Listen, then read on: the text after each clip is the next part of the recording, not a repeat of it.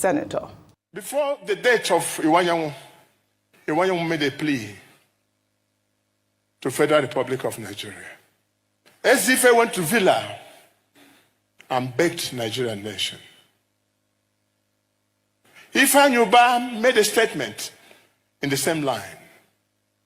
I want to say to you, my brother, in whom I'm well pleased, Senate President, convey this one message on behalf of these Igbos who are seated, that the best way to honor this great young man is the release of Nnamdi Kanu.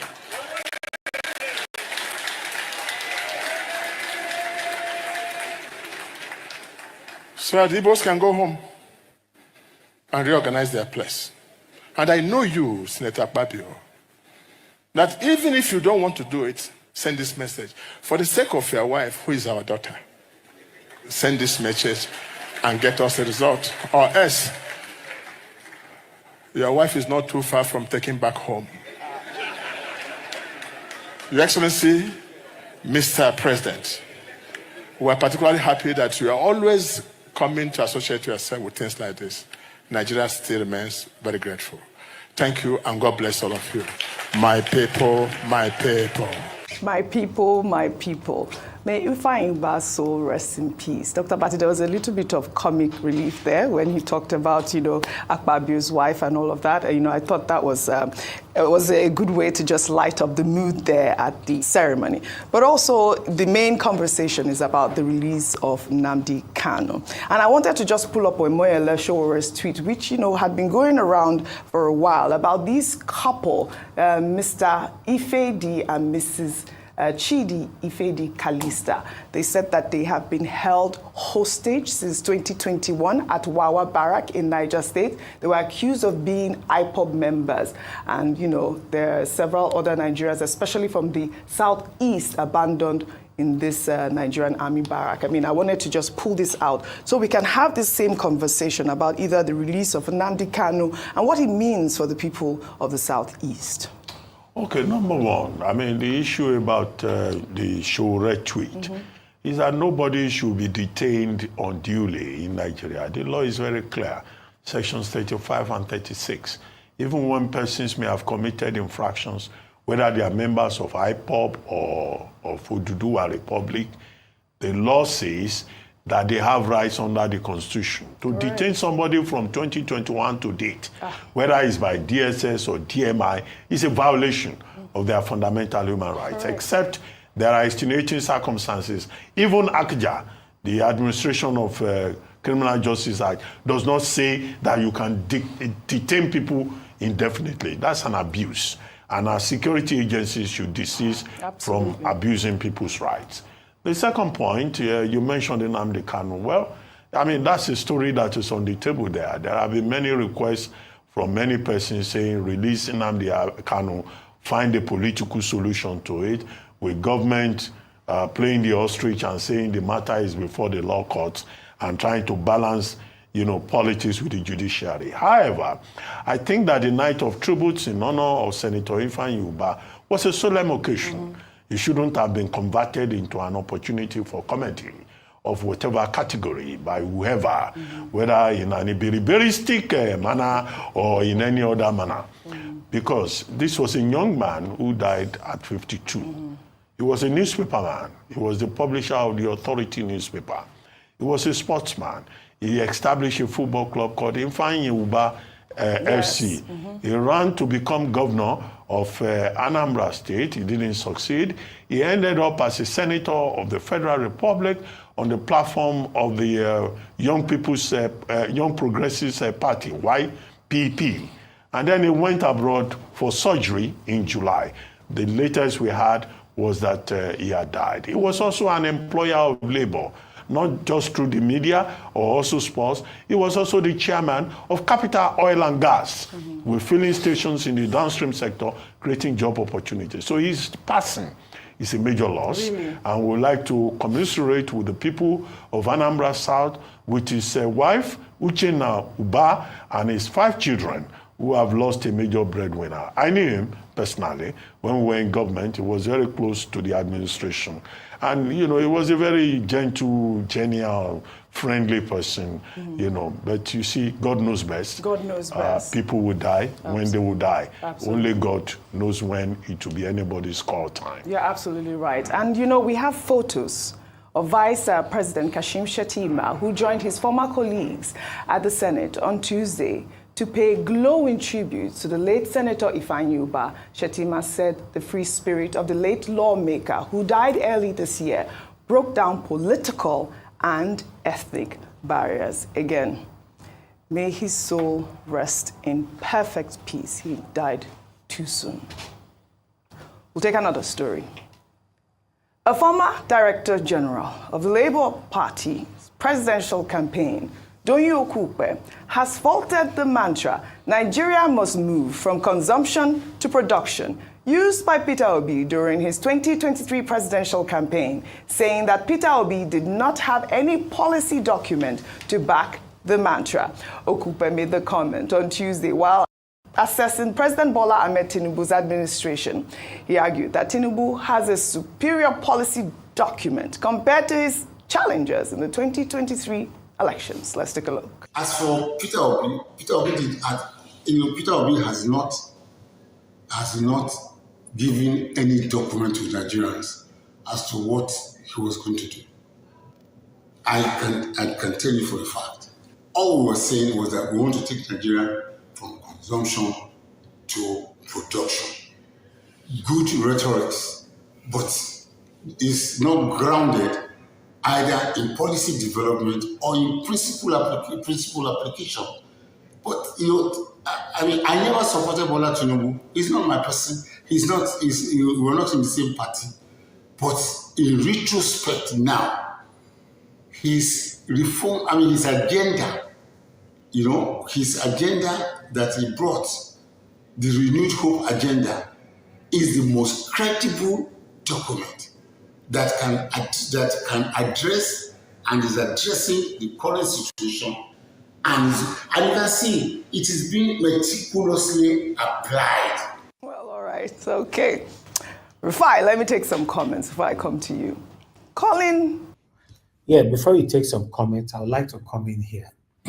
Kai, my people, I agree to now. Good morning, good afternoon, good evening to every one of you. Today is Wednesday, 20th November, 2024. Listening to Doyin Okupe, I was weak, surprised, and shocked. To be honest, I was very, very shocked. If we have to look at Doyin Okupe's age, I believe Doyin Okupe should be like 70 at the moment, if not mistaken. Maybe 60-something or 70-something. I don't know. I'm not sure of his age. But let's assume it's one of these categories. People like Doyin Okupe are the people that are supposed to be speaking for Nigerians at this particular excruciating moment of our time. Hearing Doyin Okupe, the same man who campaigned heavily for Peter Obi, is not the same man working for Tinubu, destroying Peter Obi. My question is, this question goes to Peter Obi, goes to all our political leaders, or maybe concerns Nigerians that understand how politics works. The question goes like this. Does it mean these people, they work for their money when you employ them during the time of election? Or they join you to secure the country? Because the reason why I'm asking this question is this. During the time of Doyin Okupe, Peter Obi, 2023 general election, Doyin Okupe was very, very vibrant for Peter Obi. I thought this man was actually working to rescue Nigeria. But the way it looks like now, I'm beginning to see like all these politicians working for each others, they are working based on the monetary negotiation. This is what you will pay me and I will do the job for you. So even though a satanic person Someone you deliberately can see, visualize, that cannot give anything good for our country. But because the person paid you maybe substantial amount, you will end up voting, or rather speaking for this person. Don't get me wrong, we have some certain Nigerians who are doing the same thing. But at the age of doing Okupe, like I said, the man should be between 60-something to 70-something years. Can somebody put his age on the comment section? Do research quickly. I can do that, but I don't have time right now. Those people with that kind of age range, they should be speaking truth to power because they are getting close to their calling. Why would doing Okupe, when you were right there with Peter Obi continuously speak, unquote, to take Nigeria from consumption to production?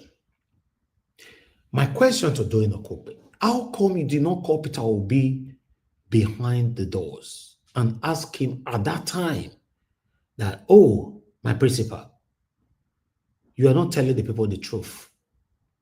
Your consumption to production have no line. But you pretentiously stayed with him and his team. You collected the money, allegedly, if I'm not mistaken. Obviously, you didn't do the job for free.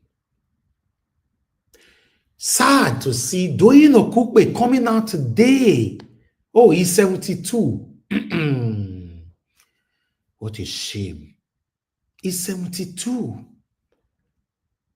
Normally, at the age of over 70, you should be, even though you have not stood by what is right before, you should start standing by what is right. For Doyin Okupe to continuously come out to lambast on Peter Obi with the current excruciating situation in Nigeria, normally, if we are sincere to ourselves, the person that we should be lambasting on should be Tinubu and his satanic government, not Peter Obi. Peter Obi is not holding any position to the best of my knowledge as we speak. Why is it that Peter Obi is trending everywhere since the 2023 general election? To be honest, my people, I'm disappointed. I'm shocked to see that Doyin Okupe, that you and I, most especially myself, rained praises on while he was working for Peter Obi in 2023 presidential election. I've decided to turn his back to destroy the name that you previously worked for. Not that this man have done anything wrong. Not that Peter Obi have done anything wrong.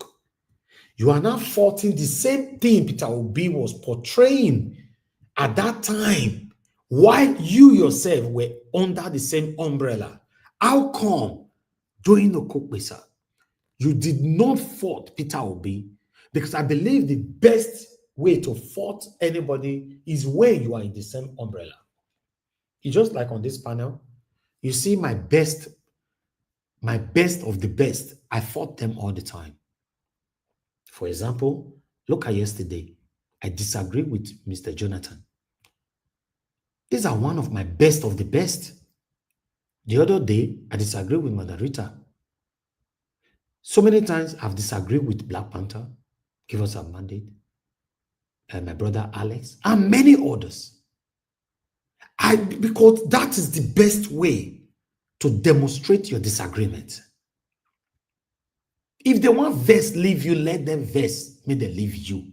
But at least you can speak truth to power.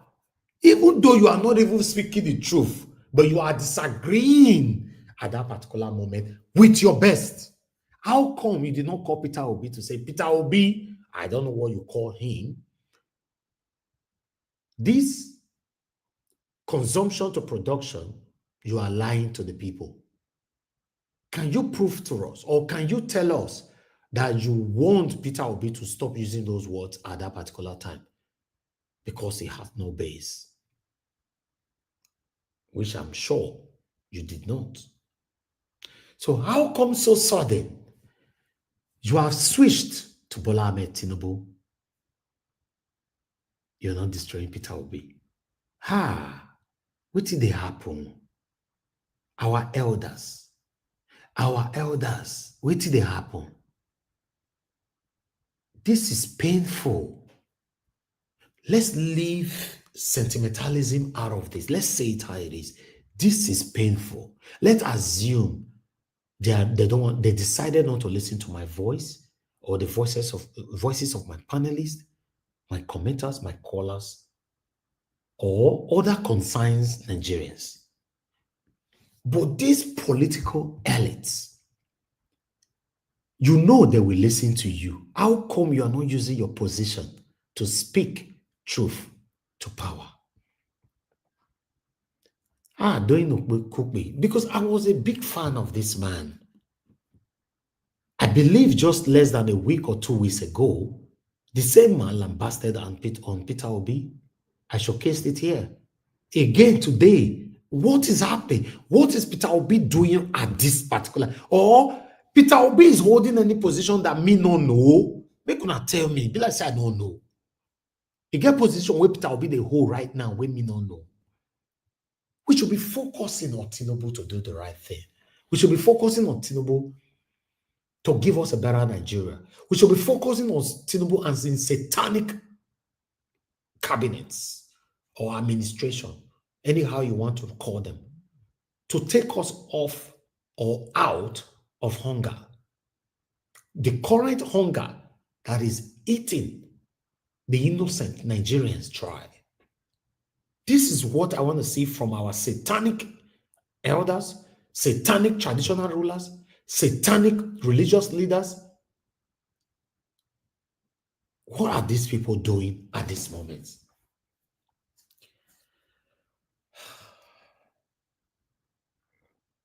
Sad. Very sad. I'd like us to move on. Okay. Rufai, let me take some comments before I come to you. Calling Tinubu's reforms credible is a stretch when Nigerians are grappling with soaring inflation and economic hardship.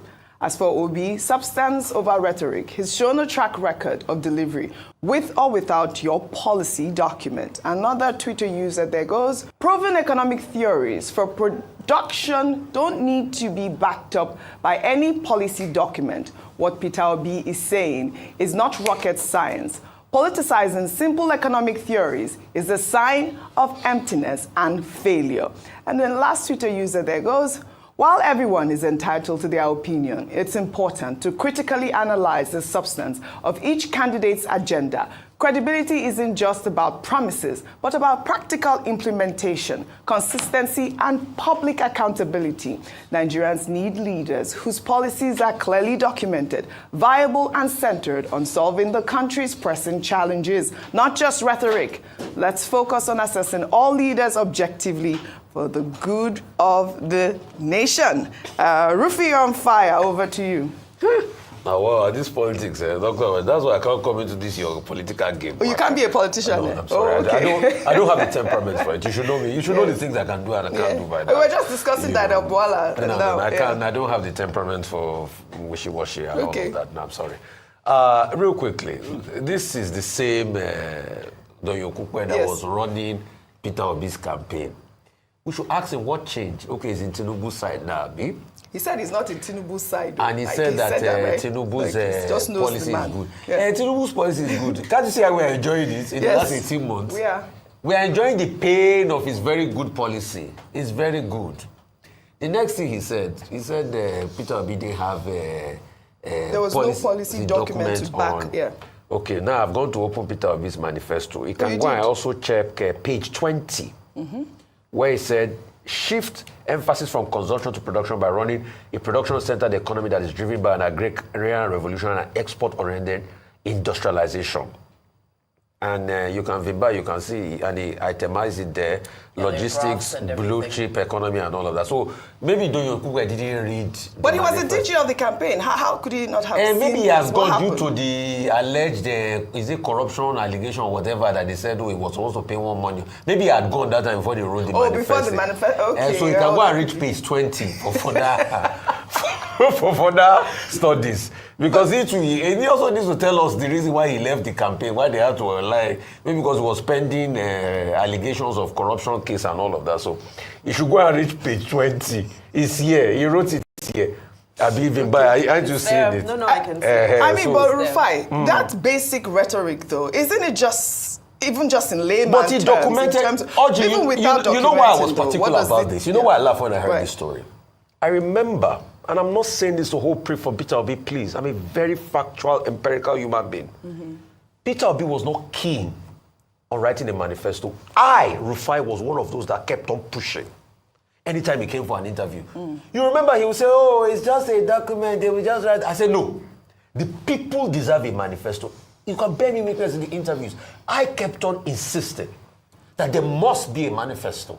I remember particularly. And I read through all the manifestos. I still have what President Tinubu talked about is close to double-digit economic growth. All he wanted to do with agricultural boards and everything. I read Atiku's manifesto. I read all the manifesto letter to letter. That's why I brought it out for Mr. Donyo Okupe. He has written something on this. I guess you don't call this a policy document. It's in page 20. All right. Well, I rest my case. All right. Speaking about President Tinubu's reforms, I mean, he's already been tagged as the traveling president so far. How many foreign trips have you said that he's made so far, Dr. Bati? Well, it should be 30 now. 3-0? Yeah, if you add Brazil. Did you say 3-0? I thought it was 19 last time we were counting. It was 29 before. Well, all right. It's 30 well, all right. if you add Brazil. Can I pull 30 up? now. Yes. Well, he's been doing well trying to get reform. The president is the country's chief foreign policy officer. Correct. So he's Let's just pull up the picture of the day. So, yeah, he's working, absolutely. Let's pull up the picture of the day before we move to our next story. And it's showing President Bola Ahmed Tinubu and the First Lady of Nigeria, Oluremi Tinubu, Ngozi Okonjo-Iweala, and Akinwumi Adesina at the G20 leaders meeting in Brazil. I thought that, I should pull this up, talking about his reforms and going around and trying to get more, foreign investments and all of that. Vimbai, quickly. Now, sometimes we jokingly talk about our country on this platform, and most times we realistically talk about the situation of our country. You see, every day we are here, in most cases, we are only continuing from where we stopped. It's like a continuity broadcast. But unfortunately, me, I'm getting old. You that is listening to me right now, you are getting old, and nothing is changing for good in our country. You know what that means? I've said it before, and I want to recall, or rather call again. We need 50 minimum Nigeria Watch platform. If you are listening to me today, I beg. Because some of you looking at us from distance thinking that, now just easy thing, the guy just want to come out because he want to make money and blah, blah, blah. Please join us to make this money. All we beg you is that be consistent. Come out every day. I mean, every single day. 50 minimum. Come and make money. Make money. Let's talk about the things that's affecting us. Because many of you think I and my panelists coming out here, we don't have other things to do. If I have to show to you how I drive sometimes to beat the traffic just to meet up with the time. Here. I have a movie coming out that I have to meet with somebody, some of the people that you guys know, Charles, the funny Charles, that just got married, the celebrity. I have to meet with him to negotiate how much I'm paying him to feature him in my movie. Do you know that time was running so fast? I have to let him and his own crew know that I need to go. You think I just love this so much that I must be here? I want to beg you all, if you are listening to me today, let's say it how it is. We need 50 Nigeria Watch platform. Just open up, put your mama name, your papa name, any name you want to put it in there. But I want to beg you, come out every day. Because we are not going anywhere with this satanic display of many of us, with this continuous scandalization of those that is even putting their energy to do this, thinking we are doing it for one reason or the other. Now, that's why we are begging you now. Remember in Edo State, the same way you guys criticized all that time that if you don't do rest, we rest, nobody do it. Till now, I'm begging you again, come out, open your platform, be on air every day. We need 50 minimum. I bet you our government will listen to us. But when one person they talk, sometimes they'll think that we are just balablo and bolaba. We don't know what we are doing. But when we are up to 50, showing consistency continuously, they will respect us. We are not going anywhere and we are getting old.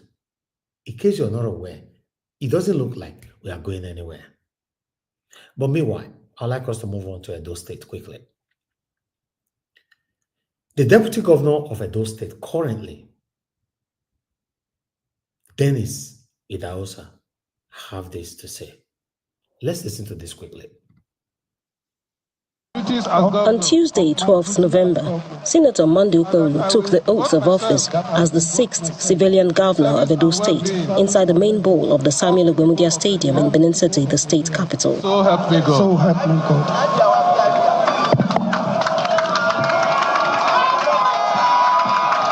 In his inaugural speech, Mr. Okpewolo reiterates his 5-point agenda to develop the state: security, infrastructure, healthcare, food sufficiency, and education. The welfare of our citizens is a top priority for us. Barely a week in office for the new governor, some residents share their thoughts on what they believe should be his immediate priority in handling the affairs of the state. Number one, make food come down, because everybody are suffering, everybody are crying. We want all the food access to come down. Number two, better school. Roads, basically road. Edo State does not have any good road, and just from here to Sapele Road, you spend hours. Some other areas that cannot be mentioned now. Road is a basic thing that we need in Edo State. No particular place is really settled with a good road. There's no good road in Edo State. My concern is you go straight to road maintenance. If we are able to do this, we show kudos to him. A public affairs analyst, Mr. Nuruddin Asunoje, also shares his views on expectations from the new governor. You can't do anything when you have not gotten security right. And road is part of the issue of security. So you see, there is a conurbation. You can't even tell where one stops and where the other begins. You can't fight insecurity, for example, when you have challenge of good roads. Because once the roads are bad, it will mean that economic activity will be badly affected. And so people will tend to look for the easy way to go. He maintains that Senator Okpewolo needs to earn the trust of the people by choosing his cabinet on merit. He needs to embrace courage at the expense of comfort, which people normally will associate with the office. Once he does that, then he will need to enlarge the space for critical thinking. He must not allow its emasculation to take place, and get some persons outside those he probably thinks supported him to become governor. One of the highlights of Governor Okpewolo's inaugural speech is a revisit of the 7th Edo State House of Assembly saga, where 14 lawmakers-elect were not sworn in on 17th June 2019. A member of that group, Chris Okupe, believes the group will be vindicated eventually. I I cautioned them then, they did not listen. And I'm sure lawyers have already started looking at those issues. And those are issues that are going to be visited soon. I don't even need to, I'm only giving an expo. We all know what the Constitution says, and the Constitution says a house shall consist of 24 members and not less than. As if on cue, the first assignment embarked on by Governor Okupe is on road construction. It might be early days yet, but in the coming weeks, residents in Edo State will be hoping to see Governor Monday Ukpewulu hit the ground running in office and also match his campaign promises with actions. Could you explain this to me? Sometimes when politicians say, well, we were called upon, is it that you were just doing your thing, they called you, or you indicated interest? I mean, can, as Marco is presenting now, can they come and call, hey, come and represent us? Is that the way it works? So we understand. And now basically, it's having a salary we're giving widows in my local government in Ubah Southwest. So I was just doing it. And that when I left the office, I came to represent the people, federal constituency. Most of those women came to, they were consistently asking me to come around. First, this idea of all the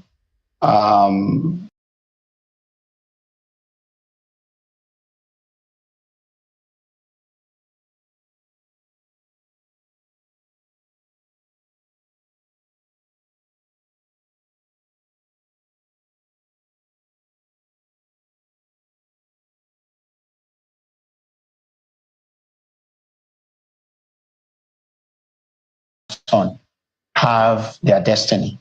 Senator Adams Oshiomole's son, Siri, if you talk about him, is a seasoned medical doctor.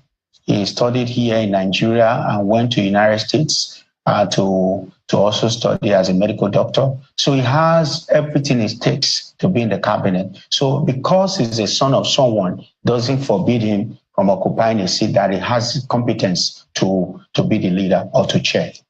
So he will be in the cabinet? He will be in the cabinet as the Commissioner for Health. Is this not what former President Obasanjo was talking about, politicians engaged in state capture? This position has nothing to do with Adams. In short, Adams didn't want it. He went against it. But the governor, because of the vision that he wants. We cannot be lying to ourselves like this. Let's say it how it is.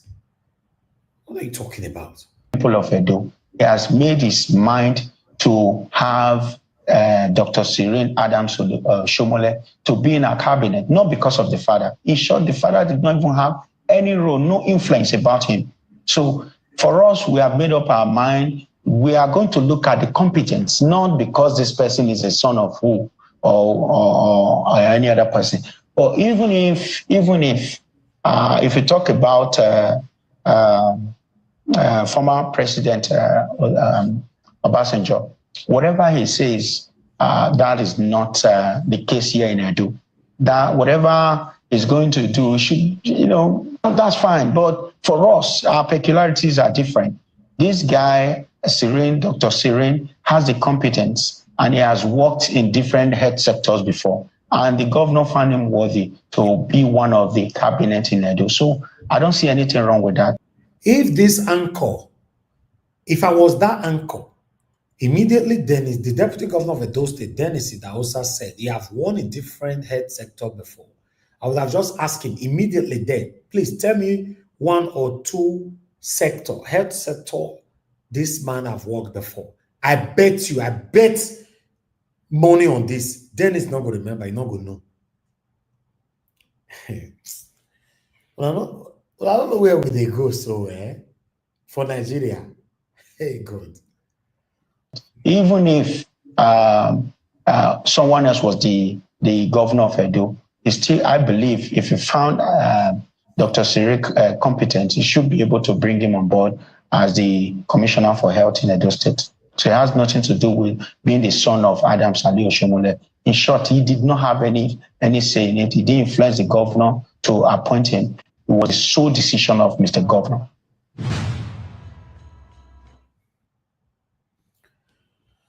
No, normally, Dennis, fear, they born you well. You fear go let you come on air to speak against Oshiomhole before. If we need to be realistic, to be truthful to ourselves, fear will let you try him. So what we expect you to say is what you're saying right now.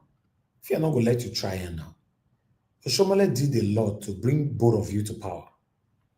Yes, you can't speak against him. You cannot dare. I don't see you like kind of person that can do that.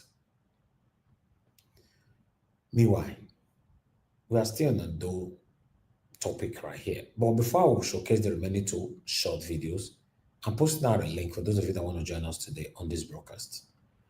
Please click on the link and let's take it from here. Good morning, good afternoon, good evening to every one of you right there. Mother of all Mommy Diaspora, good evening to you, Mommy. Thanks for all that you do. Thanks for being here with us all the time. Thanks for your prayers, your support, and your love. Thank you very much, Mother Rita. I appreciate you. Good evening to you. Mother Iris, finest in the building. Thanks for all that you do. I appreciate you. Mr. Abu Azi, thank you very much, sir. I appreciate you always. Thank you very much, my wonderful people. Justina, thank you very much. I can see right there. Simeon Nagoji, thank you, CXL. I appreciate you all. I appreciate you all, my wonderful people. In fact, there's a lot of people right there. Peter Ife, Ajil, Deborah, and many others right there. Patty Solomon is with us as well. Grace is with us. Thank you, my people. Thank you very much. I appreciate you all. Sue Berry, good evening to you, man. Thanks for the super chat already. I'm very grateful for your support, your encouragement all the time. May your pocket never, ever run dry. Then we have God's Child, who did it first. Thank you very much, God's Child. God bless you. I'm very grateful for this. May your pocket never run dry. I'm not taking none of it for granted. Thank you very much, who says all, who says more. I can see right there. Thanks for joining us, Miracle B, Wisdom Lucky, Chizoba. Thank you very much, Mike Akembari, Sabufo Ponga, Mr. Johnson Emmanuel. God bless you all. Mr. Morrigan is right there with us. Alex there. Thank you, my people. Thank you, Push Mom. I can see right there. Mother Rita, I can see you already in the backstage. Adelaja Ogumbiyi, thank you very much, sir. Ola Dewale, God bless you all. Thank you very much. Tony and Tom, I can see you. Kingsley Ogera here. Thank you. Rosie Ayosh in the building. Thank you, my people. I appreciate you all. Atlantic is right there with us as well. He's also said, thank you very much. Abe Johnny, my brother, I can see you right there. Good evening to every one of you. Do your part by pressing on the like button. Help us to share. Let our voices go far. We can't be coming here every day without helping us to push our voices far. Thank you very much, Josh. Efosa Igbinedion, I can see right there. Thank you very much. Love Maduka is right there with us as well. Thank you very much. Thank you, my wonderful people. Ikmomuza or Morige, Nago bless you now. Thank you so much. Thank you. All right, my people, I would like you all to help us to share and press on the dollar sign to support what we are doing. If you guys listen to the background right now as I'm just speaking, my solar is already making noise that is about to wake. I need to on generator as I speak so that it can charge my solar. Because we don't have light. I don't know whether on the hear the noise. I just hear and as I'm giving my greetings to all of you. You see, so always support us to do this broadcast. We'll go say when I come push us come over this broadcast at the end of the day, I'm gonna say, oh, I wish. Always support us, encourage us. If you're the full money they support us, at least that goes a long way. Like Ghost Child and Suberry just did, you can do the same thing by clicking on that dollar sign, or rather, the Naira account is right there on the screen. Support what we do. But meanwhile, I'd like us to move on with the many 2 videos. I'd like to quickly bring Mother Rita in while I wait for others to join us today. Thank you very much, my people. But meanwhile, let's listen to this one quickly. Electioneering campaigns. Senator Monday Okpebholo and members of his campaign council, led by Senator Oshiomhole, were here at the Ebomisi Secondary School, Ubah, to inspect the state of the school. As we were going, it was the governorship candidate, Monday Okpebholo, who said, "Is that a school?" And I said, "Yes." This is what Obasanjo called Edo Best. And that's why I keep saying that he had collusion with the World Bank office in Abuja. And we need to compare the World Bank to come and see where they have invested over $200 billion in the name of model school. Now, this one, the red one, those are the ones I did. And like the community chairman mentioned, after all the effort they've made to get the governor to come and do, Obasanjo to come and do this school, they couldn't get, they now went on radio, man around town, to speak out about what they were suffering. But, you know, just barely a week after assuming office as governor, Senator Monday Okpebholo is here again at the Ebomisi Secondary School, Ugbogiobo, to march Wales with action.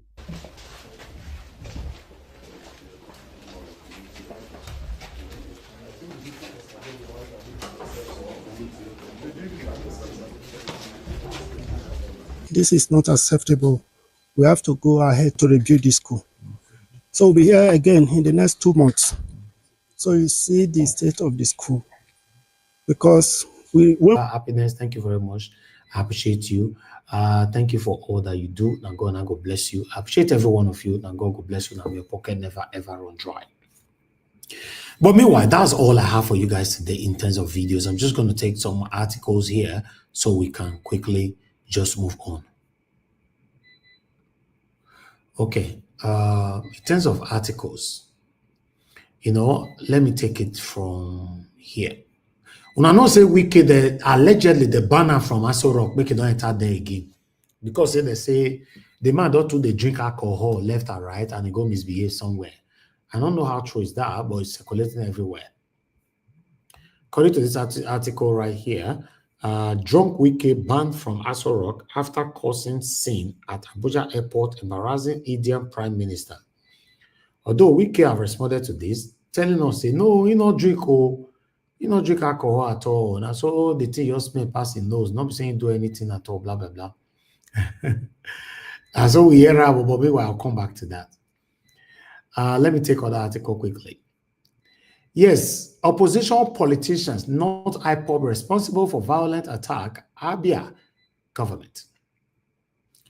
Opposition politicians, not IPOB, responsible for violence attack. The Abia State government has blamed opposition politicians for the unprecedented wave of attack against army personnel in the state. The government alleged that unpatriotic opposition politicians in connivance with external forces were involved in promoting the violence.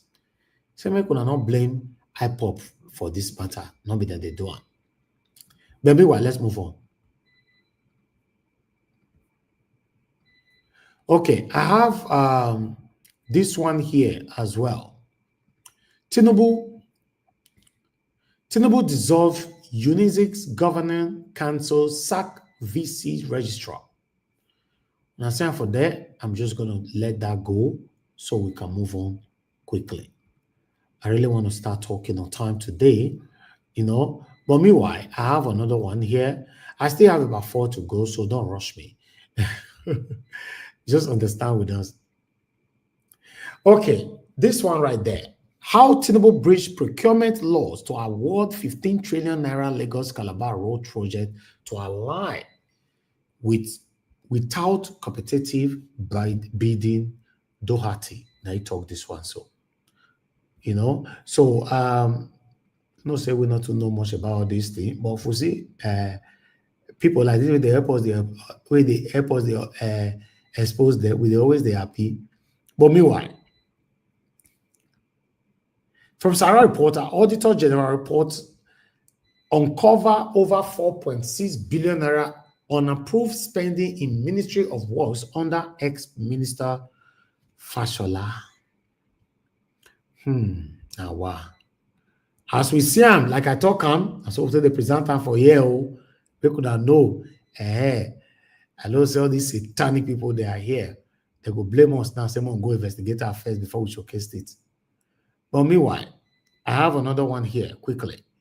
Mr. Jonathan sent me some articles which I would like to take, this is one of them. In 2018, revealed who got what in 16 billion Obasanjo power deals.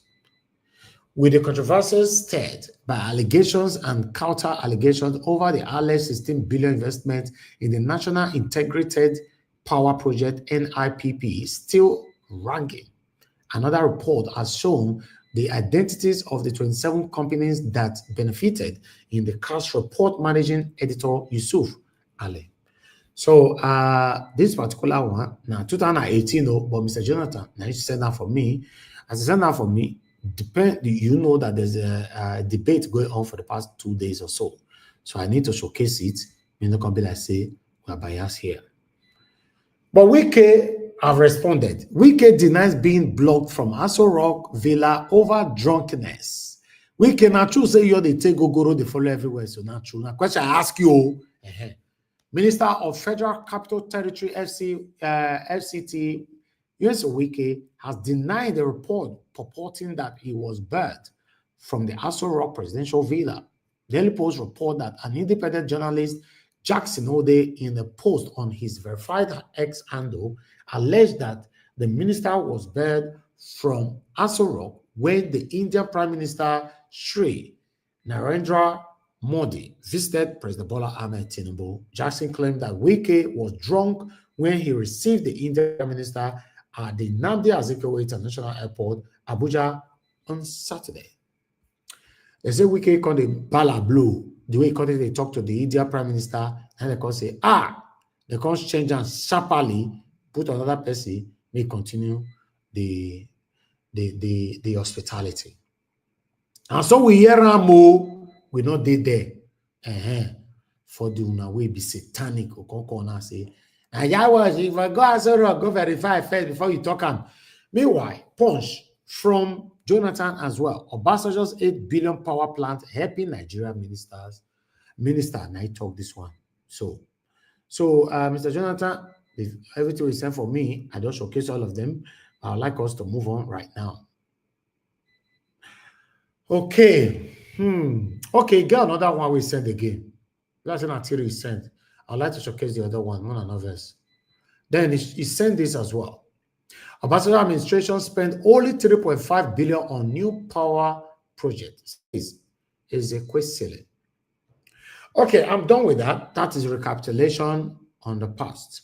But meanwhile, my people, I salute you now. That is the end of my presentation, both videos and articles. For those of you that want to call in, this is the best time for you to call in. Call in now. Let me take your call. If not, moving straight to moderator. For those of you that want to join the panel, the link was posted earlier on. Click on the link, join us here, and let's talk about the things affecting you and I. At the moment, I don't have any caller. Okay, caller is right there. I'd be one just move on. So, my brother, Mr. Ben.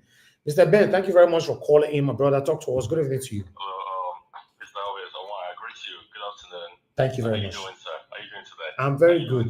We thank God, though. Thank God. Thank you, sir.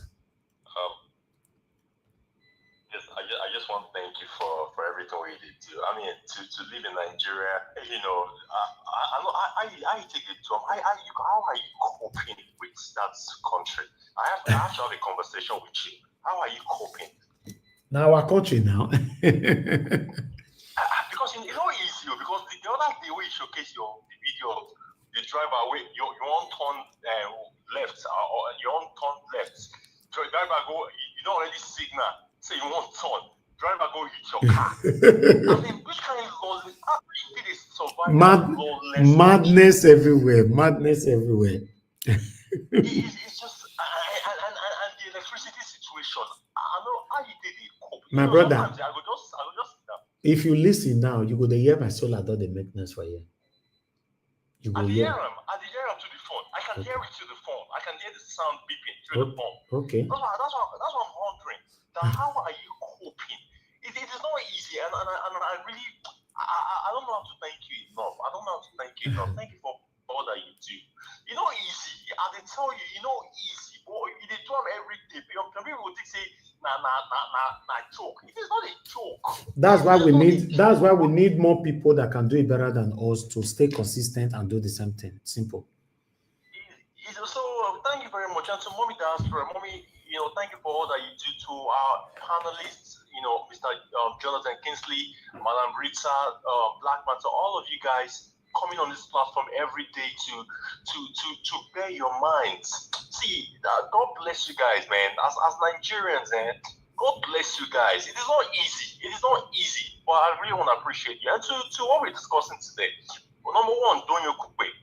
See, Peter Obi, if you're listening to this platform and you're listening to the sound of my voice, everybody that you have around you, 95% of those people don't want you to be the president. No this and no peace. Those people don't want you to be the president. Look at Okupe. Okupe that is like your right-hand man. This man knows you're in and out during that entire presidential, campaign. Now he's coming back to tell us, the same people that you said Peter Obi was the best man, you're coming to tell us that Peter Obi doesn't have any blueprint or policy in place, that Tinubu is better than him. I mean, just think about it. Peter Obi, I beg, forget about the presidency. Just forget about it. Just forget about it, because the people around you don't want you to be president. So if the people around you that you trust to show us as Nigerians that you're the best man, they don't want you to be there.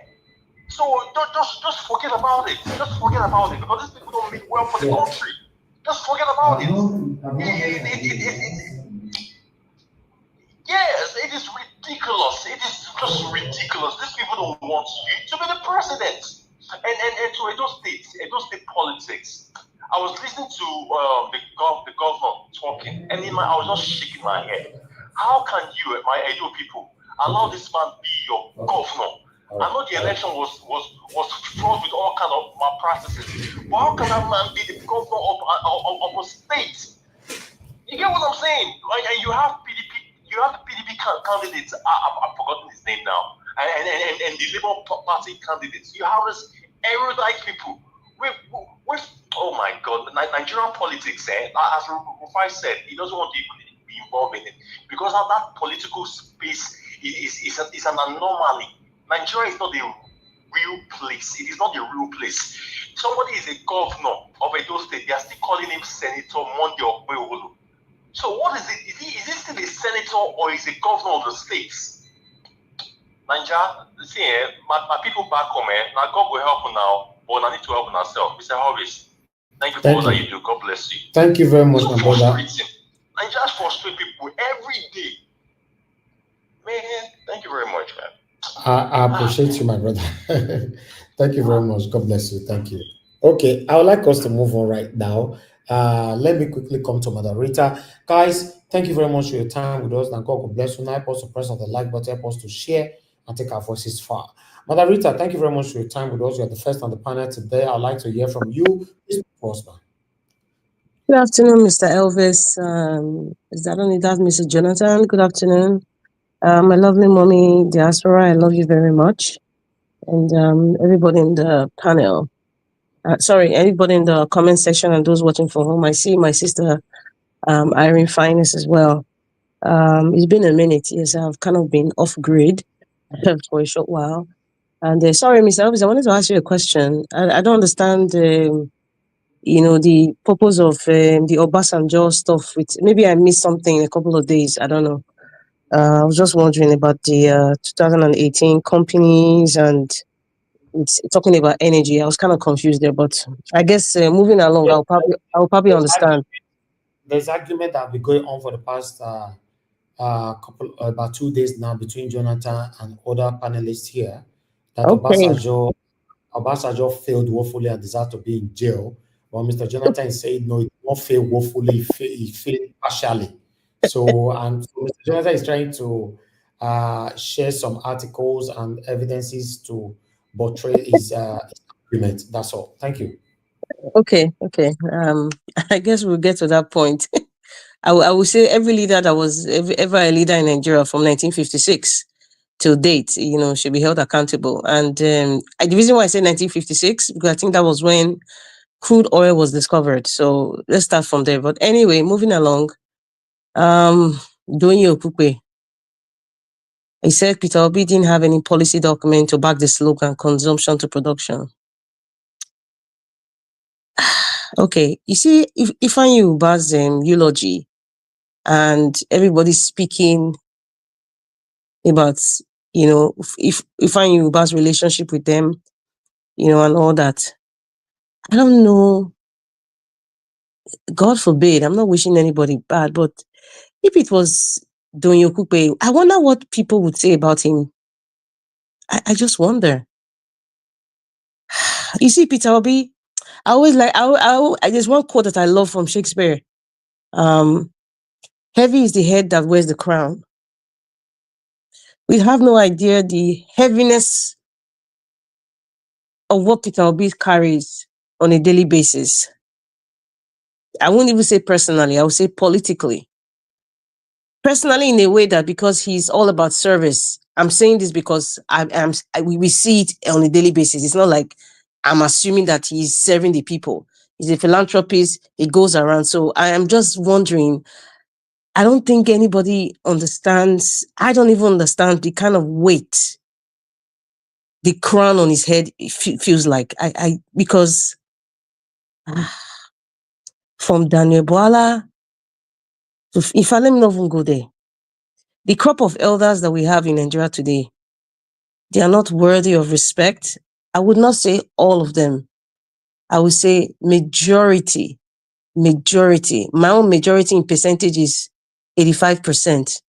85% of the elders that we have in Nigeria today, they are not worthy of respect. They're not worthy of dignity or even a little bit of integrity on the positive level. They're not worthy of any of that. Very, very few of our elders. Some of them, perhaps, we're not hearing from them anymore. But people like Pa Adebanjo that, at his age, he tried in 2023. The man is tired. He's done his best. He has given us the information that, that we need to his best of his ability, day in, day out. And we still made out, well, I would not say we. The people that are in power right now, they still made their decisions. They didn't listen. So I don't know. I don't know. I don't know what they really want. From pastors, octogenarians, people that are even almost centennials, almost 100 years old, 80 years old, 70 years old. And you can just see, what are they teaching the young people, for crying out loud? I don't know. Even Don Okupe that was even given a second chance. He told us about how God gave him a second chance from surviving cancer. At least you will come out and the way you behave will be completely different. We show that you are a really changed man. It's not just about politics. You stand for the right thing. Are you that hungry, Mr. Don Okupe? Are you that hungry? The medical school you went to is completely useless. That's my own interpretation. This was a waste. You wasted, those years going to a medical school with Dr. Okupe. So, a doctor without integrity. I don't know what kind of doctor you are, but I'm ashamed for you. Well, to be honest, let us be honest. I am not surprised. I am absolutely not surprised. I was waiting for the time that Don Okupe would go against Peter Obi when he came out on national TV to say those things about how the man from Bodlon is this and that is his brother, and he has the best interest for Nigeria. I just said, okay, now this is what I've been waiting for. Now it just gets worse by the day. From Daniel Boala to Philip Shaibu, from Don Okupe, from Reno Omokri, from Chris Wokobia. Who is next? All these people at some point, they've had some sort of relationship with Peter Obi. I think all of them are actually jealous of Peter Obi. They're jealous of him. They cannot be the kind of man that he is. They wish to be, but they've sold themselves to the devil for a bowl of porridge. So they're just jealous of him. So, come on. Jealousy is the root of all hatred. I think it's now Goli that sang that song. Jealousy is the root of all evil. So they're just using politics to just cover it. When people see that there's a light on your head and people have seen it, you are displaying it, the hatred increases, and the fact that Peter Obi actually ignores these people, even if he wants to respond, he responds with love and respect. It's like you are dealing with the people who are jealous, about you more and more. They can't sleep. They can't sleep because of Peter Obi. All these people. So that's why I always say heavy is the head that wears the crown. I don't know. I don't know. Peter Obi, you're a good man. And I know that the God that has brought you to this world is the same God that would give you the strength to deal with this continuous attack. But the funny thing is, they still can't kill his integrity. They still can't. Because at this point, we are yet to see any of these jealous entities bring anything that Peter Obi had done while in service, even now in his personal life. I am still yet to see. Somebody was mentioning, Panama. Peter Obi has come out to clear all that.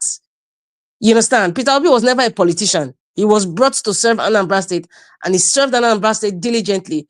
He has said he's not a saint, but however, you cannot even put him in the same league as the crop of politicians we have today in Nigeria. It's the truth. It's not whether it's an Igbo man or it's just a Nigerian. It's the truth. They're not in the same league at all. It's like Peter Obi is wearing white. Anybody that has a stained cloth, we want to go where there's something good so that at least they can have some little goodness. People can see a little niceness about them. What Donyokuku is doing, he has been doing it before. So I'm really not surprised. I think at this time, Nigerians' shock absorber of being surprised is very, very strong. I don't think Nigerians are really surprised. We're waiting tomorrow to be another person. You'll be so surprised tomorrow. It might even be, our dear actor. I will not be surprised either. I wouldn't be surprised. It's not about really being that the fact that you're an intelligent person. You are very studious. You are eloquent. You are stoic. You know how to present your case properly, and people listen to you. There's more to life. There's more to being a human being than all those things. There's more to it. And I think that's what Peter Obi looks out for. It's not just about your money or about your education or your influence or how far you've traveled or how eloquent you speak. There are things that are more important than all those things. Your character as a human being, whether you're a man or a woman, your character. It's unfortunate that, this time in our generation, we are seeing all the rotten eggs come out. All the good men, they're all gone. As I would say, majority of all the good men, they've gone. Unfortunately, we just have to deal with what we are dealing with right now. What other thing again? Edo State. Edo State, what I see, this is my opinion. I see a governor, Monday Okpebholo, as somebody who doesn't know himself yet, as per being what the do's and the don'ts of being a governor. Right now, he's on a crash course. And this crash course is influenced by the political class that have already been existing in Edo State. And I see it's very, very obvious. Come on, everybody knows. I think he's been extra careful not to hurt anybody so that when the court case comes, it would not seem like, okay, they will not support him because it's not pleasing them. I think after the verdict of the court case, we will actually see the true character of Monday Okpebholo. Right now, he's still trying to discover himself as per what it is to be a governor. So anything that we are seeing right now is kind of, to me, I see it as being political. Rehabilitation of school, those videos you showed is not new because Nigeria Watch had shown all these things prior to now. If tomorrow, if they decide to show the Biscuit Road, we have shown it prior to now. We have talked about it. We have shouted about it. We have cried about it. Nothing happened. So showing it to us now is not new. We all know about, we've talked about the fraudulent nature of the so-called Edo Best that does not reflect his name in Edo State. The only thing they could say, even Lagos State, as big as, the most industrial state in Nigeria, copied Edo Best. Hello, How is it implemented in the states that he copied from? We talked about it before. So what's new?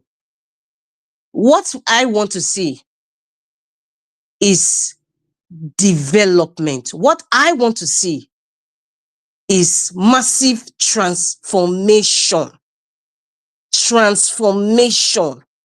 If something was white before, or rather if something was black before, all of a sudden you see it white. That is a transformation. What I see right now is politics being played. If it's to the benefit of the entire Edo State, hooray. Hooray. Right now, everything is in its embryo stage. We are seeing little pockets here and there, little comments and statements, here and there, the internal revenue here and there. Everything, right? Nothing is written in stone right now. Everything is just on a haze. This is what I see. Everything is just on a haze, trying to figure out, what it's like to be a governor. Okay, people that have been there before asking questions here and there, trying to settle certain things. Definitely, you just entered an uncompleted building. You want to see what was done before. You want to see the quality of the cement or the pipes, that have been used before, or the sand. So you have to do like an assessment, quality control. And then you say, okay, this is how I want this building to look like. These are the products I want to use to build this building. So that is what is happening right now. Of course, politics is being played in it. Definitely. And before I finish, Mr. Elvis, I just want to say that I may be stepping out like maybe in the next 1 hour, 30 minutes, but I'll be definitely coming back.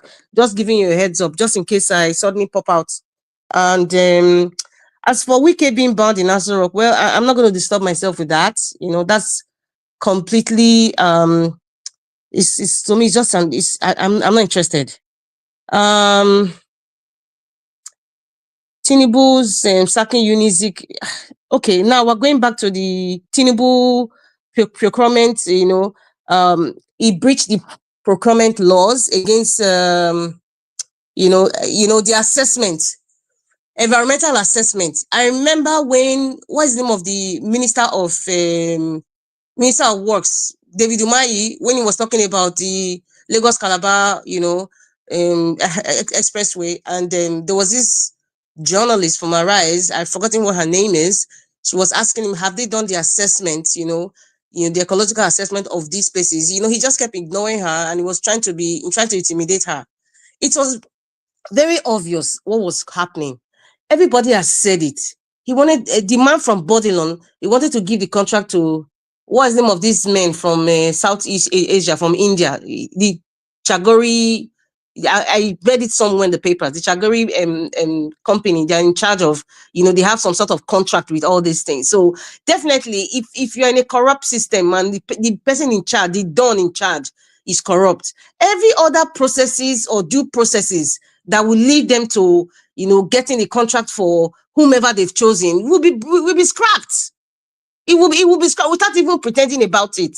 So it is not okay. The fact that now he had breached, the procurement laws, what's going to happen after? Because there's one thing in saying this person has breached this person has done this person don't chop this money. What happens after? It's not the same Andrew liver salt. It will all fizzle up and make noise and everything become ice water. Close case, it becomes a cold case. It's the same thing with the EFCC. It's just like a cycle in Nigeria. I think I'm really, really sick and tired. I think a lot of Nigerians are actually sick and tired. Now, for the 27 companies that benefited from, I think it's the loan, the OBJ thing, Mr. Elvis, I didn't really understand that part. Perhaps, maybe in the next segment, I'll probably have an understanding. Maybe Mr. Jonathan can actually explain more what is really going on as per OBJ and the electricity and power. Thank you very much. Madam Rita, no worry, you also understand, if Oga Jonathan talk now, maybe you go hear the bass boost.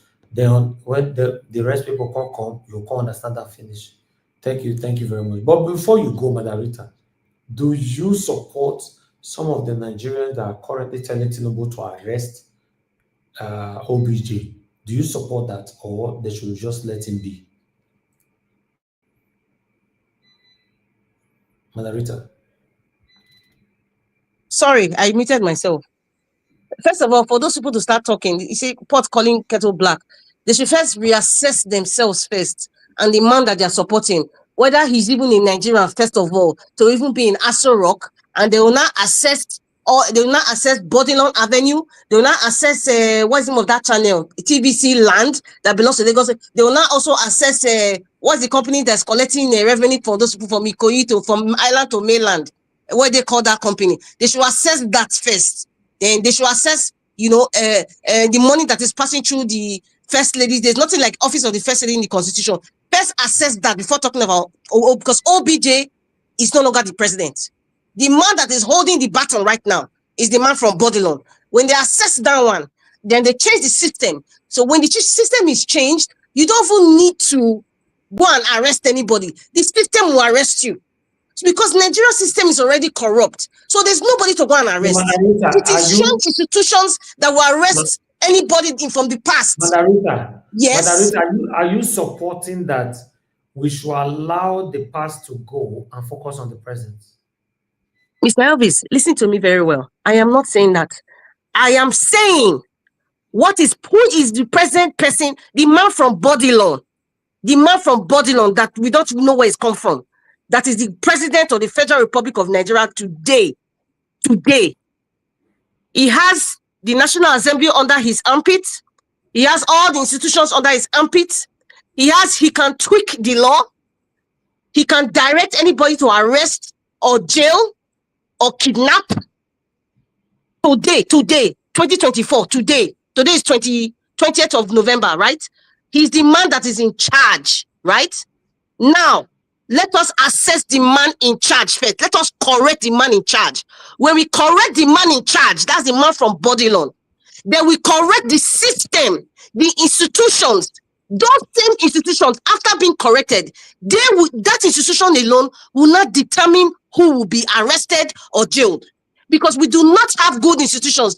Whether I say, from 1956, all those people who have been leaders or presidents in Nigeria, arrest all of them, because 1956 was when 56 was when oil was discovered in Nigeria. If they start arresting everybody from there till now, it is a new system that will make all of them go to jail. It is a new system that will know how they are stealing oil. It is a new system that will know whether the man from Bodilon ought to be in Aso Rock. It's also the new system that will bring out all the records from when OBJ was OBJ, Babangida, all of them as military administrators, even Abacha, including their families, including everybody that has been involved in the system. It is the new system that will make sure whether they need to be arrested or they will seize a lot of Nigerian properties, both home and abroad. It is a new system. So anybody talking about, OBJ should be arrested because then they should enter house.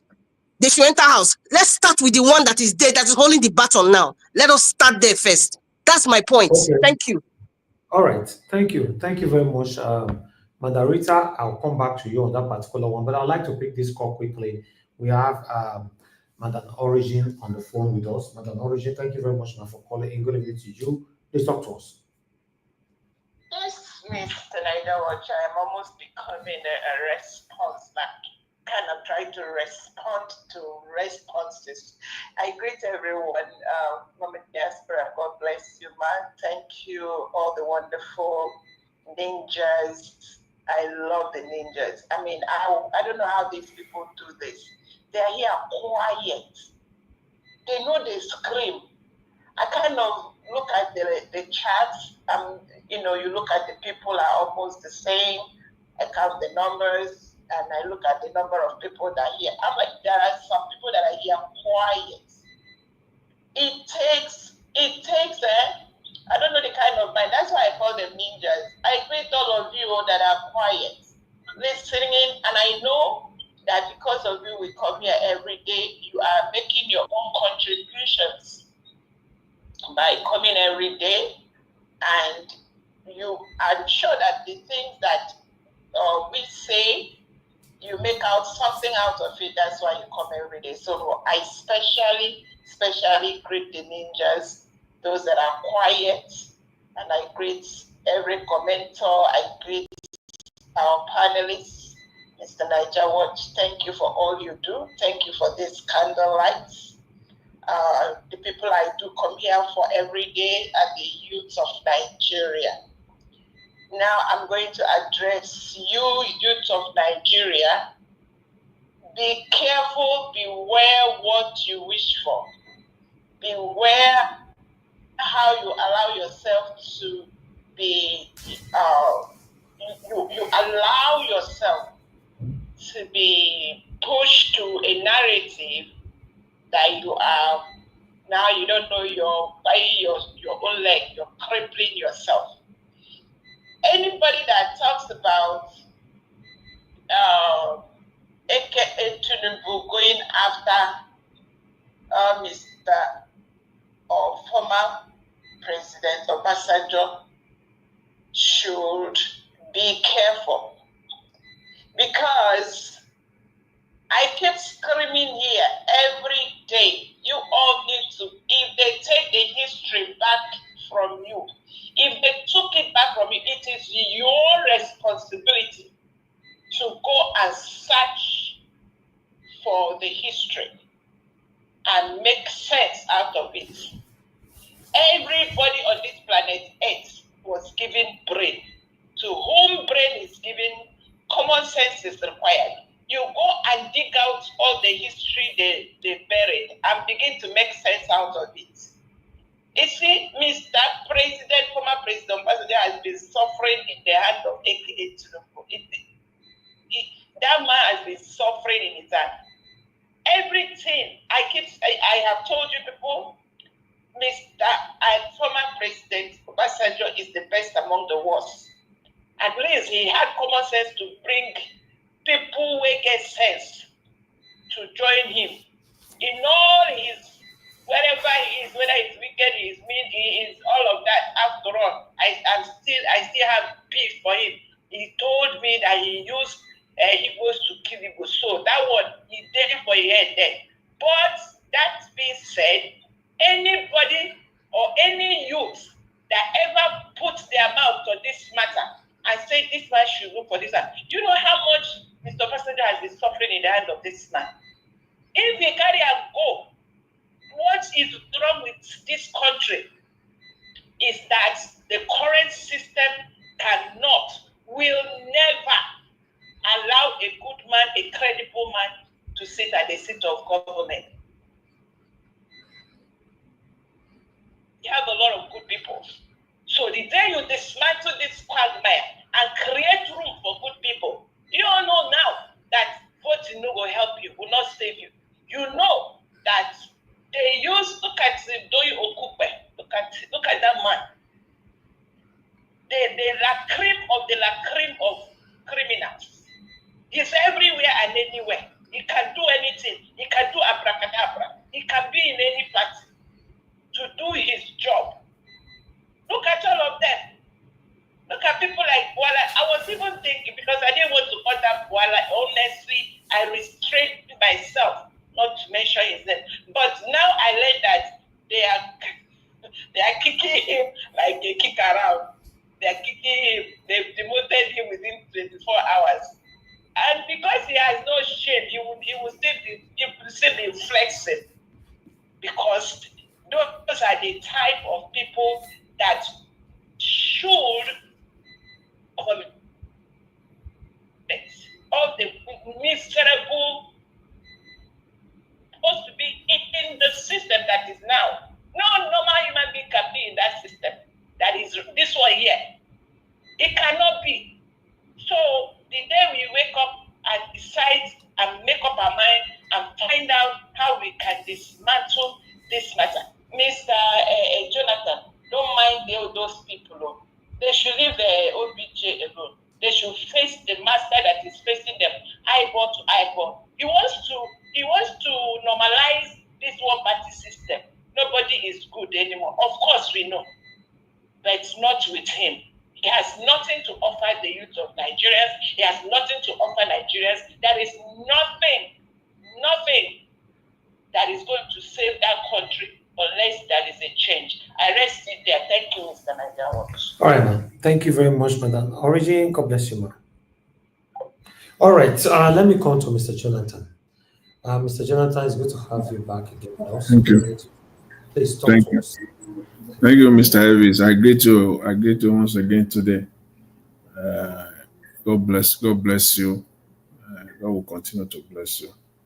And I greet my fellow panelists, Amen. everyone.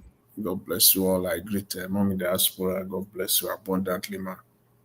And all the commenters, those that are, all the callers. I greet every one of you. God bless you all and welcome. You see, this Obasanjo thing is not going away. As I said yesterday, it is a serious matter. But sometimes in Nigeria, we just miss it. We take things that are those things that are not serious. Those are the ones that we focus on. Those ones that are really, really serious, we handle them, as if they are, and it is hurting us. We are literally shooting ourselves in the foot.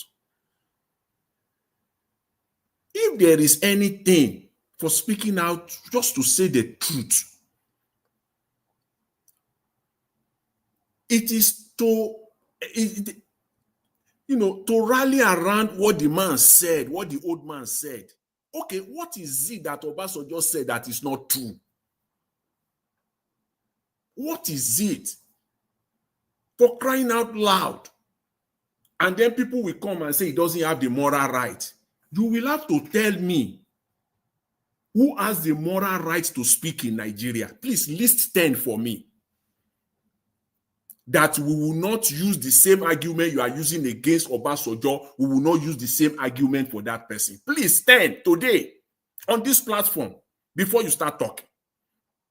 I think I'm being too ambitious. Please give me 5 past leaders and current ones in Nigeria that has the moral right to speak in Nigeria today.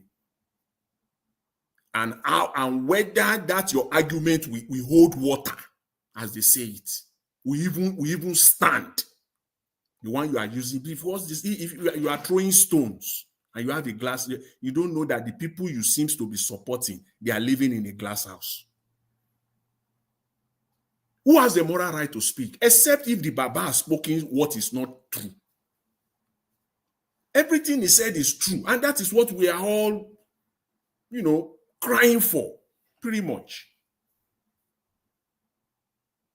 And then I started hearing today again. Because the statement, please, before I get carried away, let me wish the former president good luck, Jonathan. In fact, I don't even really like using former. Let me wish the president good luck, Ebele Jonathan, a happy birthday. Today is his birthday. I wish you, Mr. President, a happy birthday. For serving Nigeria, for at least doing your best. I don't understand why people, even today, are saying Obasanjo should be arrested. Are you kidding me? You see, Nigerians, as I said, we live the needful and we're pursuing the unnecessary. Arrest Obasanjo. People don't even know what they are talking about. Under what guise? Under which law? And for what? For speaking, and the truth for that matter, the right that he has, that the Constitution guarantees him that he can exercise his right to speak, and in one breath, the same people will be talking about, before you say Jack now, they'll be talking about Nnamdi Kanu, which we know the injustice there. And then you'll be talking about rule of law. Under which rule of law, under which legal process will Obasanjo be arrested now? For what? Which law? Is he not a Nigerian? Is it not the same constitutional right to speech that you are exercising, that the old man exercised? Leave the man alone. He had made his mistakes. Wherever he is now, I believe, he's regretting many of them. Many of them. Mr. Jonathan. Yes. So when Tinubu finished ruling, we should also leave Tinubu alone. Whatever mistake he have made, he's When already regretting. the law, see, you know that in Nigeria, you know that we talk about the rule of law. You know that we talk that. No, hold on now, sir. You said any mistake Obasanjo made in the past, we should leave the man alone. No, so my question is, yes, we should leave if him alone. Tinubu, no, hold on now. If Tinubu leaves office tomorrow, and some people are complaining, so we should also leave him alone, right? And just no, the law. I'm not saying the law should leave him alone. I'm not saying due process should leave him alone. That is what I've been trying to say since the last 2 days. The law. So who are you telling to leave the man alone? It is people, you know, you people like yourself and other people that are saying that the man should rot in jail. Yes, the man. What is it that will make the man to rot in jail? Is it not the law? Is it not the rule of law? Is it not the due process? So okay, now let me ask you, Nigerians, some concerns Nigeria are calling out for Tinubu to arrest Obasanjo. Do you support that? I'm not supporting that because that is not a process. That's not the process. Are we living? We say, but Nigeria is a banana republic, and you are saying that the people should you are just in one breath you are encouraging that banana republic. In another breath, you'll be condemning it. Sorry, Mr. Jonathan. Sorry, I'm kind of confused there.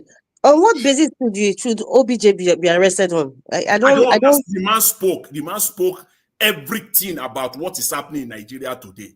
Which is true. Which is all true. And they are saying that it shouldn't be coming from Obasanjo. It doesn't have the moral. So who should it be coming from? Because all the good men are dead. And I started by saying that please list for me. Okay, please, maybe this will put this to rest as far as I'm concerned. Yesterday, I said yesterday I will not speak about it because the event took place yesterday. Yesterday, Okorocha spoke. He asked, he demanded, he advised the government to release Nnamdi Kanu.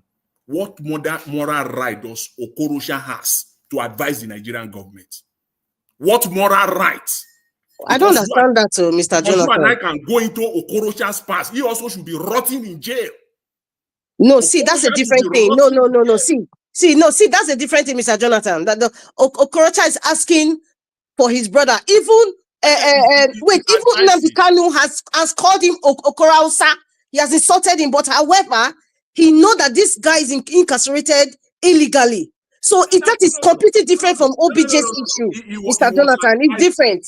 No, he was advising. But he was advising for the incarceration of Nnamdi Kanu. Yes. If he was advising about the economic of Imo State, that's a different kettle of fish. Not a good example, sir. That's not a good example. And the key word here is advice. Anybody the key word Nigeria, you and I know that Nigeria is an epitome of injustice. Talk of injustice. But we cannot ignore the antecedents of Obasanjo. However, we are still going to say this is what he's saying now. Is it applying to what we're experiencing now? Okay. Yes. You are already condemned today. Because I will still come to that. You spoke about Okupe. Yes. Okupe. Yes. What audacity, what moral right does Doyin Okupe has to be talking about Peter Obi or to even be talking about anything Nigeria? Is a political merchant now. Come on, it's not the Peter Obi. It's not the first time now. What I'm trying to do is that I'm just trying to use the same argument. Mr. Jonathan, it doesn't fly. Using Dokupe as an example with this OBJ, so I don't know. To me, maybe I'm not understanding something here. Going forward, I'm not understanding. The reason is this. See, they are using all the ills of Obasanjo, everything that Obasanjo did in the past, the opportunity he had to change the country, to transform the country. Yes. The electoral system. And he failed. He did not do it because he was playing politics. That is the good of man. But today, what is happening today? But he has a right to tell us, okay, these are the mistakes I've made. This is the way we should go. You understand? But calling for his arrest, it doesn't make sense now. They should talk about IBB. So if IBB talk now, they say they should go and arrest IBB. I don't understand. They said the man does not have the moral right to speak. And people are advocating for that. Who is going to speak for us, Nigerians? All the good people are already gone. Padebanjo is too old now to talk. Even the old daddy Geos, they are not speaking. They are speaking for your oppressors. Who is going to speak for us? So let one of the bad eggs speak for us. Even when Papa Adebanjo was speaking, some people were still referring to his activity at Afenifere, at Nadeko. Those are pressure groups. That's nothing to do with Nigeria.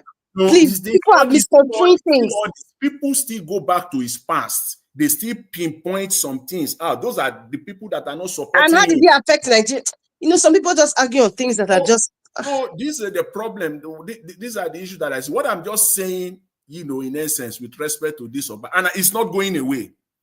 If it is not a serious matter, the presidency should have kept quiet, but they didn't. Bayo Ononuga came out. He addressed it. In fact, he abused the man. He rubbished the man. Because it is important to them. They cannot ignore it. They can, instead of him to address the substance, line by line, everything that Obasanjo speak and defend his government, the government that is representing. Rather, he went on, you know, on a ride of abuse, abusing the man. Is it a lie now that Nigerian people, majority of Nigerians are hungry? Is it a fact? Is it a lie today? The economic situation of Nigeria, the mess at which it is right now. Is it a lie that the IMF just said that the Tinubu's policy are not working? They are failing? That you should revisit it? Is it a lie? And somebody is saying it and people are condemning it. And I ask, on what ground are you condemning it? They say it doesn't have the moral rights. Then tell me who has the moral rights to speak in Nigeria. Please list 5. If you want to do it, list 3 past, those ones that have been in government in the past, and list 2, those that are currently in government, that has the moral rights to speak. I think we're just failing in this regard, except if Obasanjo has spoken forcefully. He has spoken things that are not true. He's just playing his role as a citizen. So for me, that's what I see there. And now to have sought to injury, they are now calling for him to be arrested. The same way we saw the Nigerian army. Is this the kind of country that you and I we are crying for? Is it the kind of country that we all want to live in and live for our children and children's children? Is this the kind of country where you say you have a army, but you have a terror group molesting citizens, beating them to stupor on the road, military? It is the same thing you want the government to do for Obasanjo. Go and arrest him. Just bandit people who don't follow the due process. And in another breath, you still want the due process to work. If the government of Nigeria can go and arrest Obasanjo, who are you that they will not bandy you and forget you in prison for life? For they will entirely forget you in prison, millions of Nigerians, if they can go ahead and bandy Obasanjo, arrest him, to lock him up. They will not even think of that. It's not even worth talking about. So this is the Nigeria that we live in today. You know, so many Nigerians are they are living through pains, some presently, the pains of the present, some the pains of the past, and we carry it to each and every situation. Even those things that has happened 30, 40 years ago, people still carry it. First of all, Obasanjo is not vying for any political office going forward. Mr. Jonathan. Yes. People have, it's like the way you're sounding is as if, for example, the Civil War, are you expecting, this is an example, the Igbo people who suffered, who are the ones that are left that are still alive today, just to forget about what was done to them, their houses and properties that were taken. When you make such a statement, it's like you're kind of taking away people's right to. Wait. The same people you are talking, the Southeastern people, were the same people that rallied behind Obasanjo to win the presidency twice. Without the Southeast, it would have been impossible, especially second term. It was the Southeast that gave Obasanjo the presidency. They voted for PDP overwhelmingly. But that doesn't mean that it's the entire Southeast. There were still some people who were on the left side. No, I'm talking about majority. In fact, super majority. Okay, but that has nothing to do with saying that people are still carrying the pains of the past. It is the Arewa that are still carrying the load from the past, and that's what is making Nigeria retrogress back right now. And they have to apologize to the Igbos. They have to make a lot of apologies, which has not been done. Why will people not? It's like segregation in America. We talk about. You live in Canada. You know what happened to the residential schools. They have to make apologies. That is how healing starts. Yes. So you can't tell Nigerians now. People are still holding on to the pain that was caused on them. It's a different thing entirely. Obasanjo as an Indian. I'm not even talking of, you are the one that you are bringing it down to the Southeast people. I'm talking about Nigerians generally. Okay, I'm talking about Nigerians generally. I don't narrow it down to Southeast. No, I'm not going there at all. What people are saying is that he doesn't have the moral right to speak. Who are you to say he doesn't have the moral right to speak? He's a Nigerian. So, anyways, these are taking, time. But I just want to say this on the Nigerian army. But all right. It is disappointing. I need to say that, Mr. Elvis, please just give me maybe a minute or two, because I didn't finish because of the interaction with Madam Rita and even yourself too.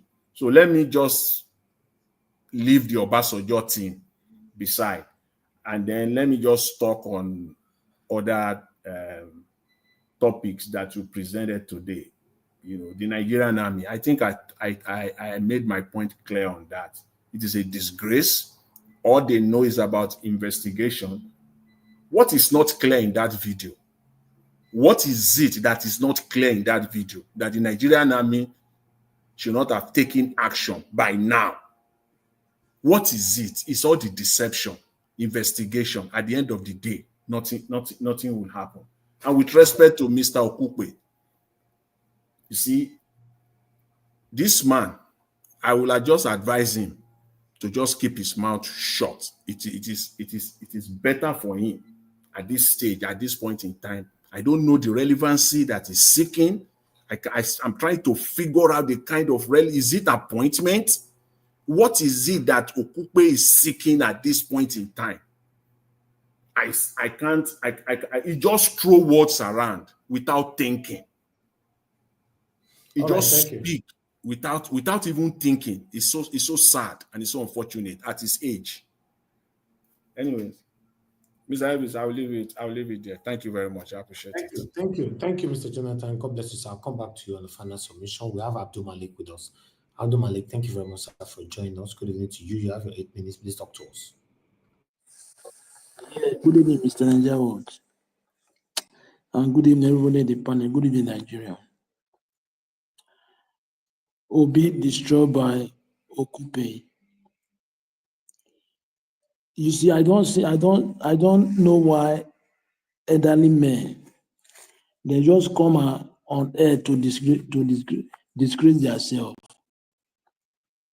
It looks strange, because if you take a look, since when this man was released in arrest, this is when his arrest was released, this is when all those things started, right? It's like there's a contract there, they made a contract before it's released. That is what I see, that is my opinion. But I see no reason why you are the campaign manager for Obi 2023 presidential election, right? But now you just, or suddenly, unfortunately, you just turn around. You are against this man. And this man is not hold any position in government currently. Okay, why are you against this man?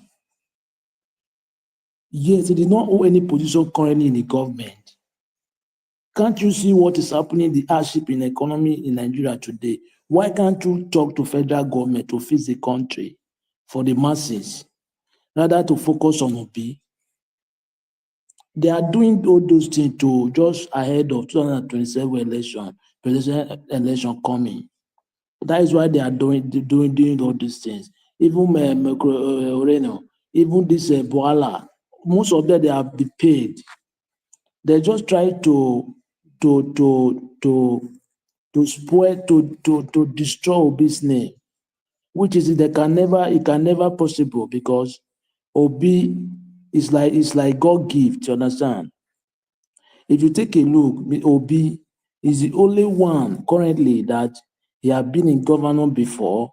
There is no any corruption attached with this man. Can you tell me any one of them? No. The answer is no. That is the reason why they are against the man, because they know the man is their problem, is their major problem. Obi won 2023 presidential election. He won. That's why they're against him, so that they will try to do one or two to destroy him against 2027. No, for him not to come out. And he must come out. People like Obi. Forget all those things, all those ones they are saying. They are be paid, understand? We all know, because I see no reason why elderly men, you are closer to your grave, right? Okay, why, even though you are doing bad before, why can't you repent? You cannot live forever in life. After this earth, you are going somewhere. That is where you will live long. Calculate your century, your forefather, they are still there. You don't know what they are facing. Only this world, highest 220 years, highest 120 years, you have gone. Can't you think? Obi is not the problem of Nigeria currently. Why can't you talk to federal government? Who is the position currently in the government? Rather to face Obi. Everybody Obi. What have you done? What does this man do to you guys? Can't you leave Obi alone? It's not normal something. Everybody Obi, Twitter Obi, everybody online Obi.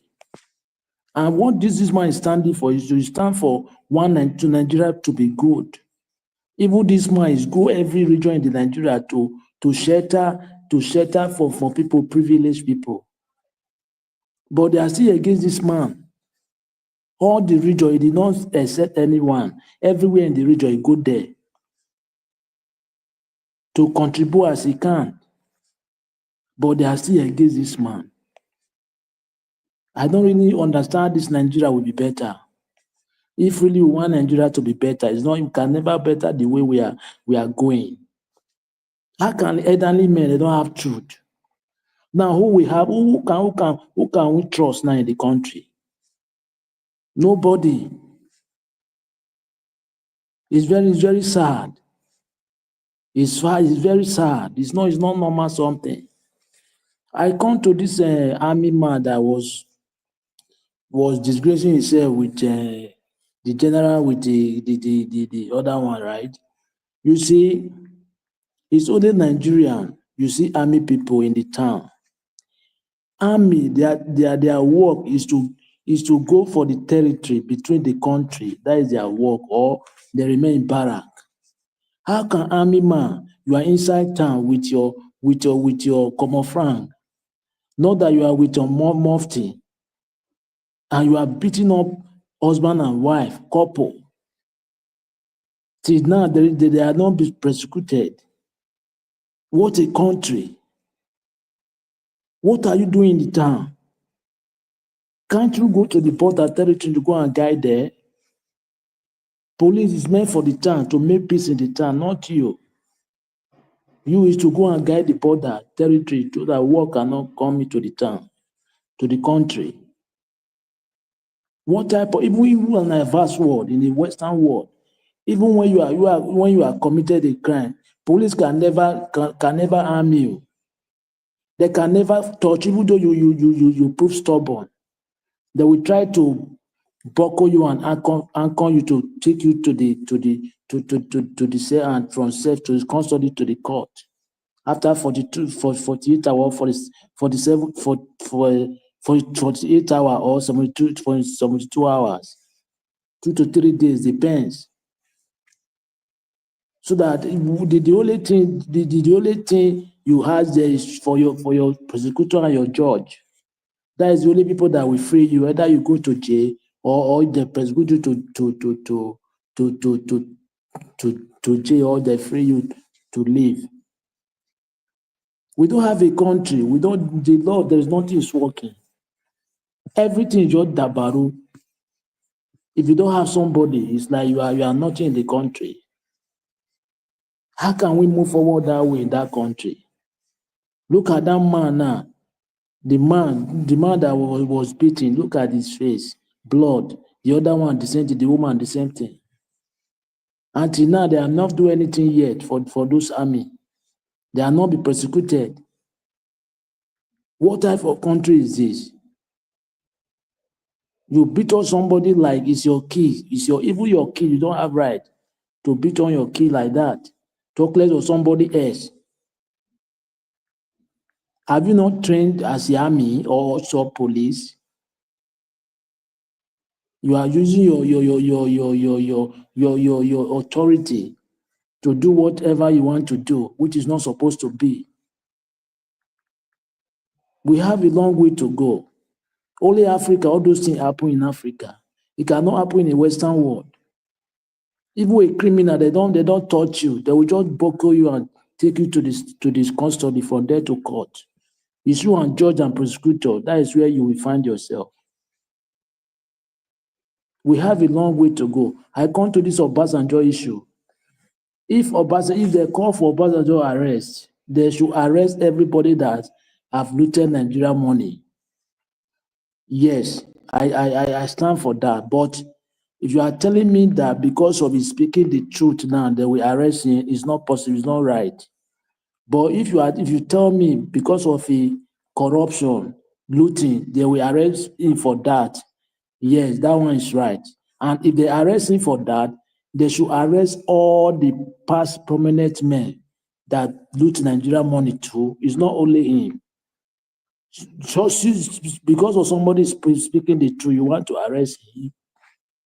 This government, they don't want to shut up everybody that try to talk what they are doing, try to expose them.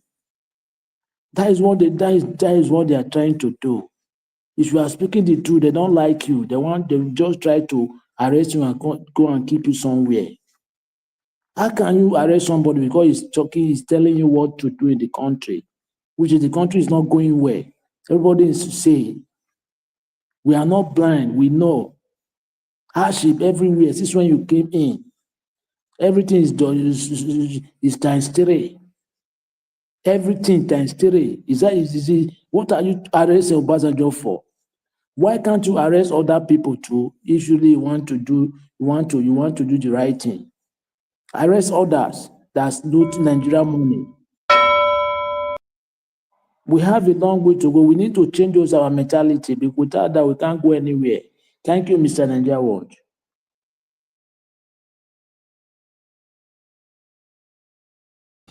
All right. Thank you very much, my brother, Abdul Malik. Thank you very much for your submission. Okay, we all have given our submission today. Yes, it will be nice to finish this broadcast early today. So I'd like to quickly come to Madarita again, 4 minutes on the final submission. Madarita, please talk to us if you're there. Yeah, that was quick. Okay. Going back to Edo State again, and I hope to see many more works, from the APC, from this new governor of Edo State, Monday Okpebholo. I hope to see many more works, rehabilitation, or whatever it is that he does. My question is that what is going behind my mind is, where is this money coming from? I know definitely they are going to borrow, because that's the name of the game. At least only one person I've seen so far, Alex Oti, said he hasn't borrowed any money. definitely this administration is going to borrow just like the previous one. And what was budgeted last year for Edo State, we want to see what the balance is. Perhaps, I'm assuming that all this will eventually come out because we need to see the numbers. We need to see the books. Whatever it is that they are doing, the State House of Assembly, the issue of, like, I think you played Chris Okagben speaking about, what happened to the legislatures and all that. Are they going to repay them under Edo State money, for the time that they lost, that Governor Obaseki refused to swear them in because they were elected? What's going to happen with that? What I really want to see is the books. Is like what's in the books. All these gigantic projects and flyovers and all that. Okay. But I don't know the name of the company, but I think it was a Chinese guy, that was speaking. I want to know the company, want to know like what's the expenditure, what is the kilometers of the road. I guess I have to even do my own due diligence to find out about all those information. But the thing is that where's the money coming from? To do all this, where is the money coming from? Because Governor Obaseki told us, he said he left 20 billion. That is what he said. It's not me. That's what he said. So is it 20 billion that's there, or that was less? Is that 20 billion? Is it what was left from the budget for last year, 2023 budget? The extra money he received, what's the balance? We need to know all those numbers because I don't know where all this money is coming from for all these things. The guy just entered, so like I said, he's in the embryo stage, and I think they're just trying to just get the support of the people. That's why you see all these projects here and there. They have all the media coming out to to show schools, and we've seen been there, done that. We've seen all those things before. We don't see. Just listen, just be like Alex Oti. Alex Oti doesn't come out on TV all the time. Oshiomhole following him to go and look at one dilapidated school or the other. We're tired of seeing all those. We have seen it all. We have seen it all. We just want to see what's in the books, and two, just keep on fixing the entire state. And it's not just about Benin City. I keep repeating, I'm not from Edo North or Edo Central. I keep repeating because what these governors have, they have a penchant of just using Benin City as a scale to rate how well they think they did. We're talking about Edo North and Edo Central. The one that left said he was going to build the airport, the cargo airport. We don't see. The one in Edo Central, the only thing they said he promised Edo Central was, it is Edo Central stone. I'm talking about the past administration. So now it's Edo Central stone. Okay, now everybody's saying Benin City, Benin City. I didn't see anybody that will show me something from Edo Central or Edo North. I said we have seen it all. Edo people, I have seen it all in terms of what every successive government have come and said. I want to see something different. Show me the money, as they say. I'm tired of all these political score points, left, right, and center. Show me the money. Show me the work, the quality work. Show me the contractor. Show us those things. Because Governor Obaseki was a template. In fact, Adam Oshiomhole, I would say, was even very lucky because people were not into social media like that per se. But the administration of Governor Obaseki was a template for successive governors that would come, and then we are rating them toe to toe. Thank you very much, Mr. Elvis. I don't know if there's any other topic I missed along the line. I wasn't here. So Obasanjo thing, if you want to ask me, like I said, they should please focus on the one that is there right now. For Obasanjo, let us say the way it is. Number one, nobody's going to arrest Obasanjo because you want to arrest Obasanjo, you arrest T.Y. Janjuma that's still alive. You will even arrest the Gowon that celebrated 90. You arrest the Babangida that's still alive. In fact, all the other army chiefs that have retired now, both the one in wheelchair or in sick bed or is living somewhere in diaspora, bring all of them together, bundle all of them and arrest them if you want to arrest OBJ. So please, I don't want to be arguing over things that are unrealistic. I think we've passed there. If OBJ wants to talk about this is what they need to do, fine. They said, let them listen to him. OBJ spoke last year in the campaign. Why didn't they say, oh, he has no right to campaign with Pa Adebanjo? No. So why is it now? What's going on here? Thank you, Mr. Elvis. Thank you very much, Madam Rita. God bless you. I appreciate your time with us today. Mr. Jonathan, your 4 minutes, sir. Please walk with your 4 minutes, sir. Thank you. Yeah, thank you. Thank you very much, Mr. Elvis. I really, the last comment made by Madam Rita, with respect to Edo State, I think that's a very, very profound statement, and people that are listening should get that straight. You know, Obaseki's administration in Edo State has pretty much set a standard. I'm talking now from the people's side. People have, it's not Obaseki that set the standard. People have set a standard now. Standard of scrutinizing the government and calling the government to order. And I believe that that standard will continue to rise. So what we've seen during Obaseki's period is going to another, Okpelo or whoever that will be there is going to another level. There will be no space to hide at all because they have set a standard. And that's, previous governors before Obaseki, they managed the state in a very wasteful manner, and they got away with it because there was no standard from the people's side. Even though that standard is still not what we want all across Nigeria, but the standard has been set now, and it will be difficult for any governor. I wish that's, I like the fact that Edo State is one of the states where people are more vibrant politically, maybe as a result of social media. And then I'm hoping that we will carry this to each and every state in Nigeria to checkmate all the governors. The only level of seriousness that we have is the federal government. We focus on the federal government. And then after that, we have some few states, Edo State, Rivers State, perhaps, and then Abia State, just because of Alex Oti, what he's doing. We need to carry it to all the states to checkmate them. And it's a good thing, especially specifically for Edo State, that this standard has been set, and no governor should expect anything less. As a matter of fact, what the kind of checkmate that Obaseki faced will be, by the time you are there for 1 or 2 years, you know that was a child's play. People are ready from day one now, and I like that, and that is the way it should be. But Nigeria is a country where they are so used to autocratic system. They don't want to be checkmated. They don't want people to talk about what they are doing. They just want you to keep your mouth shut. Just whatever they do, just accept it like that. They don't want people to express themselves, even though they have the constitutional right to do so. They are not committing any crime. And the same Nigerians will be advocating for such. That is the sad side of it. We should take it to a higher level.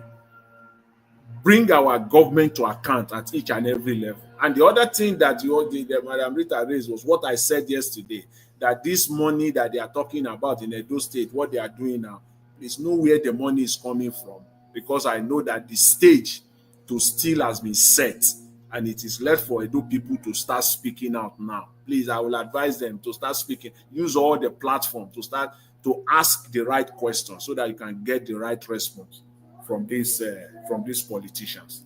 So I will just leave it there. The other thing I would just talked about was you showed the video of this guy, Prince Adebayo, who was a SDP presidential candidate last presidential election, and he said it all. One thing that he said, that when he said it, I got a mixed feeling. Was it to be laughing or to even be crying? Which one? He said what we have. He said they are not running the country. They are doing business. That the present government that we have, they are not running Nigeria. They are not governing. They are only doing business. And that is the truth. That is the state of Nigeria today. These people are only doing business. He says something in a very, very dramatic way. He listed the key areas: water, education, health. There are ministers for all these areas. What are they doing? They are just there just for the purpose of being called a minister, Your Excellency. That's just all. Signing checks, awarding contracts. You know, that's all. What are you doing as a minister for water resources? That there is no every home in Nigeria they live there, they use borehole. They use borehole. If you go to the village of that minister, he's using borehole in his own house, and he says he's a minister. It's so sad. Talk about education. What is the Minister of Education doing that is visible to all Nigerians today? Rather than signing contracts, awarding contracts, you know, carrying the name of Minister of Education. Is it the health ministry you want to talk about? So they are just running business. They are not running the government. That's the state of Nigeria today. So, Mr. Elvis, I will leave it out there. But there's this last thing that I want to say. That's Okupe's video. All right, thank you. Okupe said something, presented something today about Lagos State. That is, they are now setting the stage for Tinubu's son to become the governor of Lagos State. I think you talked about this a few days ago. Setting the stage for Tinubu's son to become the governor of Lagos State. You know what? I will say this to the people of Lagos State as of today. Even floating that idea alone, Lagos State is the Mumu headquarter of Nigeria. That is the name. That should be the Mumu headquarters of Nigeria. That is the state. If you are looking for Mumus, about 20 million of them, it is that state. If that is what is about to happen, even talking about it alone, and you are living in that state, well. Okay, let's move on. Thank you. Thank you very much, Mr. Elvis. I'll leave it at there for today. Thanks very much. Thank you, sir. Thank you very much. I appreciate you. Yes. Today now, I want to make a quick close. Mr. Jonathan need to go to bed early. So make una understand. So make una not disturb us. Thank you very much, my people, and God will bless you. All right, let me come to Abdul Malik. Your final submission, sir. 4 minutes. Thank you, sir. Yeah, good evening once again, Mr. Elvis. You see,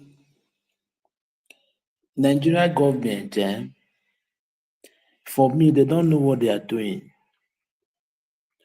Because there is a reason why I say this. Yaya Bello, he has been alleged, right? Almost how many billions of naira. Till today, he has not been prosecuted.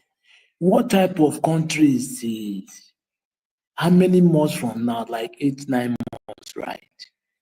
What are they waiting for to prosecute that man? And that man is in the town, he's in the Nigerian, he's not outside the country.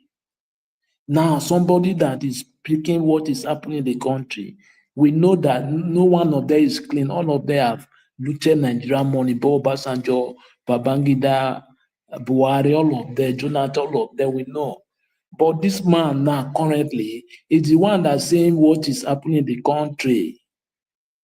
Yes, he's the one that's saying what is happening, because if you are really human being, you know what people are passing through in Nigeria, you will say the truth.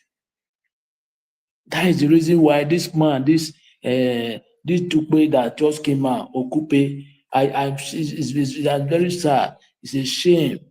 It's very disgrace to that man, old man. You see, Nigeria, I don't really understand. This man, why can't you prosecute Yaya Bello than somebody that is speaking the truth? What is happening in Nigeria? You say they should arrest him. Arrest him for what? If you want to arrest him for a corruption, yeah, that is quite different. It's good. And if you want to arrest him for a corruption, arrest all of them. Buhari, Babangida, Jonathan, all of them, they are criminals. That is the reason why Nigeria is where it is today. That's why the country is not moving forward. The money that belongs to majority of people, one person will steal the money to go and keep somewhere. With his family, inherit his family and his friends. which is not supposed to be, because you are in privilege to be in power. Is it how other country that you went to manage their citizen, govern their citizen? Can't you think, how can we change this system to our people so that Nigeria will be good? Enough is enough. Let everybody do what he can do. Those guys don't mean well for you, for Nigeria. They don't mean well for only their self, relative and their self, which is very bad. One person will take billions of dollars. How long are you going to eat that money before you leave the earth? Even your generation, they will eat that money too. Others, majority are suffering in the country. Some people cannot eat 3 meals in a day. They cannot pay their school fees, children's fees, school fees. Can't you see those people and prosecute and arrest? Than somebody is speaking how the country will move forward. You are planning to arrest the person. They have a long way to go. That they should do something about this current government, because it don't mean well for Nigeria people. I tell you, Nigeria now is worse than Sudan and Somalia currently. Go and check on Google, you will see. They suffer, the hardship everywhere. It's worse than Sudan and Somalia currently. Is there a country? Depreciation of Naira, nothing is going in the country, no business is moving. The economy for other 1 year plus. What are we saying? How you say you want to arrest somebody that is speaking the truth? Are you normal or are you okay? Why can't you go for Yaya Bello? How many years he take the pensioner money, Kogi State, run away? He's still there. They should prosecute all of them, not only Obasanjo, all of them, from A to Z, so that they will use that money for the people of Nigeria. We have a long way to go. We need to talk the right thing. Forget my tribal this and this and this. If we have said tribal religion, we cannot go anywhere. We can't go anywhere. We will remain like this forever and ever. But I don't wish Nigeria that way. But let's change our attitude and everything so that Nigeria will move forward. Thank you, Mr. Nigeria Watch.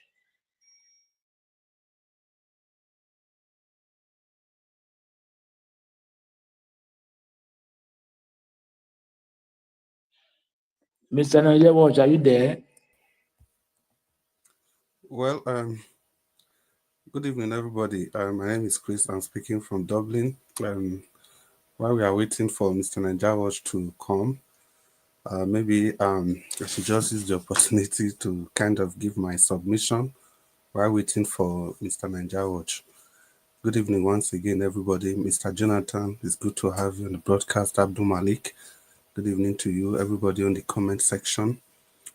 I want to say happy midweek to all of you. Mommy Diaspora, good evening to you. Thank you, Mommy, for all you do. And people listening to us from all over the world, good evening to you all.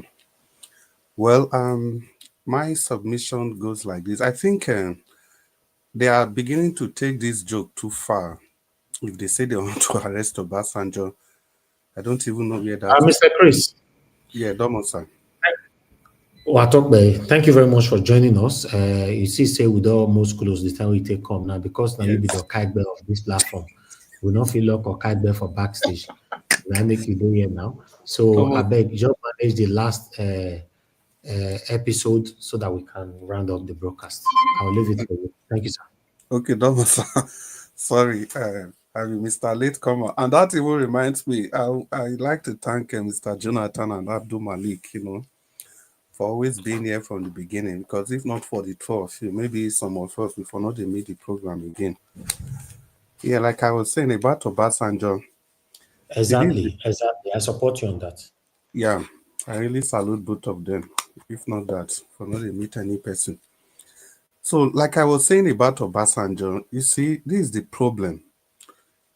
what we face in our country, we think these people are, what they are doing is governance. It's not governance. They are running their private businesses. They are running their private businesses. You can't just come out to say you want to arrest Obasanjo. On what basis? Yes, you have a lot of things to arrest him for, but before you get to Obasanjo, you have to go through so many of our leaders, all of them, for that matter. So if you want to arrest, it's fine, but it's not just only Obasanjo. Because anything you are arresting Obasanjo for, I'm very sure any of these leaders, they must have done the same thing, maybe to different degrees or extents. But for whatever it is, they, all of them, they are almost guilty of the same thing. But it just depends on how brutal each of them were during their tenure. But does this actually exonerate Obasanjo? No, at all. It does not exonerate him. Because this is the kind of argument we were trying to make. We recall that this is not the first time. When Obasanjo wanted to speak up against Buhari, not wanted, he started it. He started it. He started. The young man, was it Boala that was his name? Bawa, the EFCC chairman. The guy was just in his 30s. It was that EFCC chairman that came out to dust the so-called electricity deal. That same EFCC office, they started talking that, okay, now we want to look back to what happened during the so-called $16 billion, whatever. And when they started with that, that was when Obasanjo wanted to, when Obasanjo started talking about the Buhari administration, they just brought out those files and it was all over the news. They started talking about probing those contracts. And lo and behold, after some time, Obasanjo just stopped talking. He stopped talking. So these are the kind of things we've been saying, we've been talking about. And when Tinubu came to power, the first thing they did was to ensure that because the EFCC man also threatened to sue Tinubu. Then they threatened to, because it's basically the same thing. Buhari, they'll just use this EFCC, the same pattern, the same thing about Obasanjo. If you have any enemy, you send the EFCC after them. And after some time, the person will keep quiet. The same thing they wanted to do with Tinubu. Because when Tinubu was planning to run as the president, then the APC primaries, at the heat of it all, they sent that same young man, the EFCC boss, after him, and they started dusting Tinubu's file left, right, and center. To the extent the people from Lagos, Tinubu's team from Lagos, they had to go to court. They had to say that the EFCC does not have jurisdiction in whatever happened in Lagos. These were all preparations. So if the opposition, if they even know what they are doing, that case that Lagos State instituted against the EFCC, that it is only where you commit a crime that you can be sued. I think those other people that the Tinubu administration is using EFCC against, they should go and wake up that case and pursue it to a logical conclusion. So the point in all this is this: when leaders set standard, it's always coming to hurt them in one way or the other. That is why the others that you see, they are all keeping quiet. The so-called Abdul Salam, if you even want to open his file, so many things. Just one of them, the World Cup that Nigeria hosted, 2009, how much that they could not account for, $10 billion. Even if we talk about Obasanjo electricity, 16 billion. But that World Cup, I'm sure nobody talks about that. Nobody at all. We hosted that World Cup and the final was played in Abuja. We lost to Switzerland in that epic final. By then, Yaradua was already too sick to even attend. It was Jonathan that attended that ceremony. But the whole funds that they used in organizing the 1999 World Cup, the whole funds that they use, it could not be accounted for. That has just been the system. It's so, I don't know, sometimes the whole thing is so nauseating, but say you want to arrest Obasanjo, it's not as if they actually want to arrest him, it's just to keep him short. Nothing more than that. And there are facts and evidences. There are so many things they can use to do that. Unfortunately, he created that scenario. He laid the foundation for him to become the witch hunted, because those were his style. You are there as president, use the EFCC, use it to attack everybody that's not for you, and then look the other way if it comes to the people that are for you. And the story just continues like that. Nothing more than that. That's the system we have been running, and it's going to continue. And Tinubu is not going to back down. And people like Tinubu, these guys know how to use power. It's not like Yaradua or Jonathan to a large extent. But you see, it's only these two people that really never had a military background. So their style was a little bit accommodating. It was accommodating. But I think, having said that, we should just move away from this Obasanjo talk once and for all. The man is going to keep quiet now, I'm very sure. But it's not the first time. It has happened several times. Then coming back to Edo State and politics, it's so I don't know how to put it. I'm looking at the situation in Edo State with mixed feelings. Mixed feelings in the sense that Okpewolo is in a haste to impress the people. Or is it to impress the people or to shame the last administration? I don't even know which one. But we are just looking. Or is it even an opportunity to start looting before everybody settles down? I don't know. But is it a genuine desire to even move the state forward? Is it genuine? Is it just being political? I don't know. Because in all sincerity, a project as big as the one it just flagged off, we should be asking questions. Basic questions. When was that election? Election was just when? September? Yeah, September 19th. And now when were you sworn in as the governor of the state? So which time are going to plan all these projects now? Who assessed the project, the bidding, everything? How did it happen? How? How many people bidded for it? How many contractors? The processes? How did you arrive at this contractor? How much was it? The House of Assembly approval, and stuff like that. But unfortunately, when standards have been set so low, it becomes really difficult to make a genuine case without you being seen as a killjoy, somebody that's not happy for something that's good, or without people thinking you are being political. Because in all honesty, these are supposed to be the questions that we all should be asking by now. And of course, we are all consumed with the joy, with the excitement of maybe a new leaf in governance in Edo State. Because the kind of things people have been clamoring for, real physical, tangible infrastructure, not those things that people say they have done and generations will remember them for, and you can never really point to any of them. Just MOU here and there, fiction here and there, movement without or emotion, without movement, without progress. Just similar things like that. But I hope sincerely Alukbewolo will be a man of himself and remember why he's there. That's if he didn't lose, if he's not going to lose in the elections tribunal. Should remember that's another thing. Maybe probably he's doing all this for the optics, just because he knows he still has case, and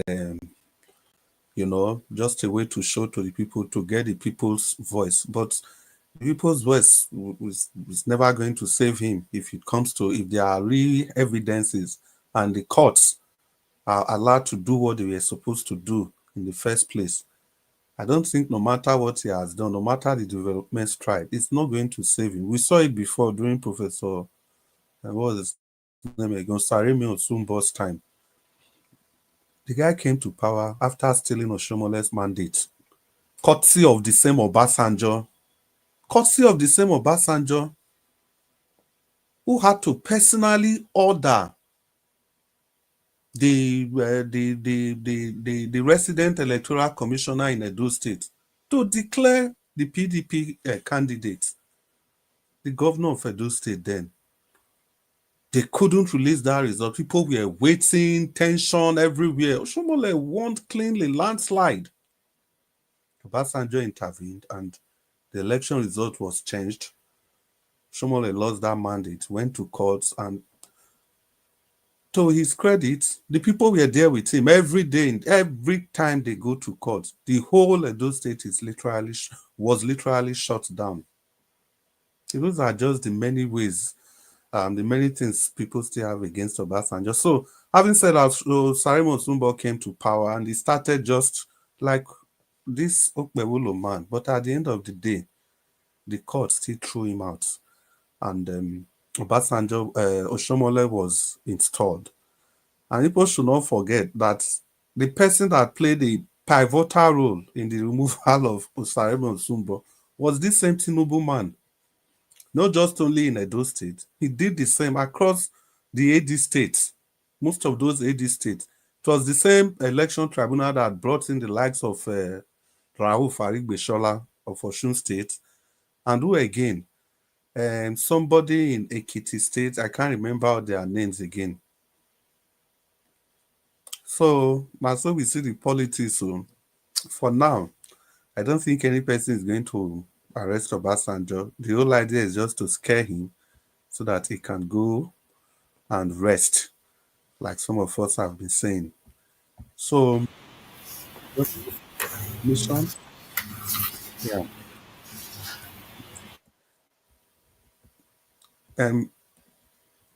Mr. Ninja, well, Oga Jonathan, have you given your final submission? Yes, yes, I did. I'll just say this, just to kind of respond to your submission and your comments. First of all, I don't think Baba Obasanjo is going to keep quiet.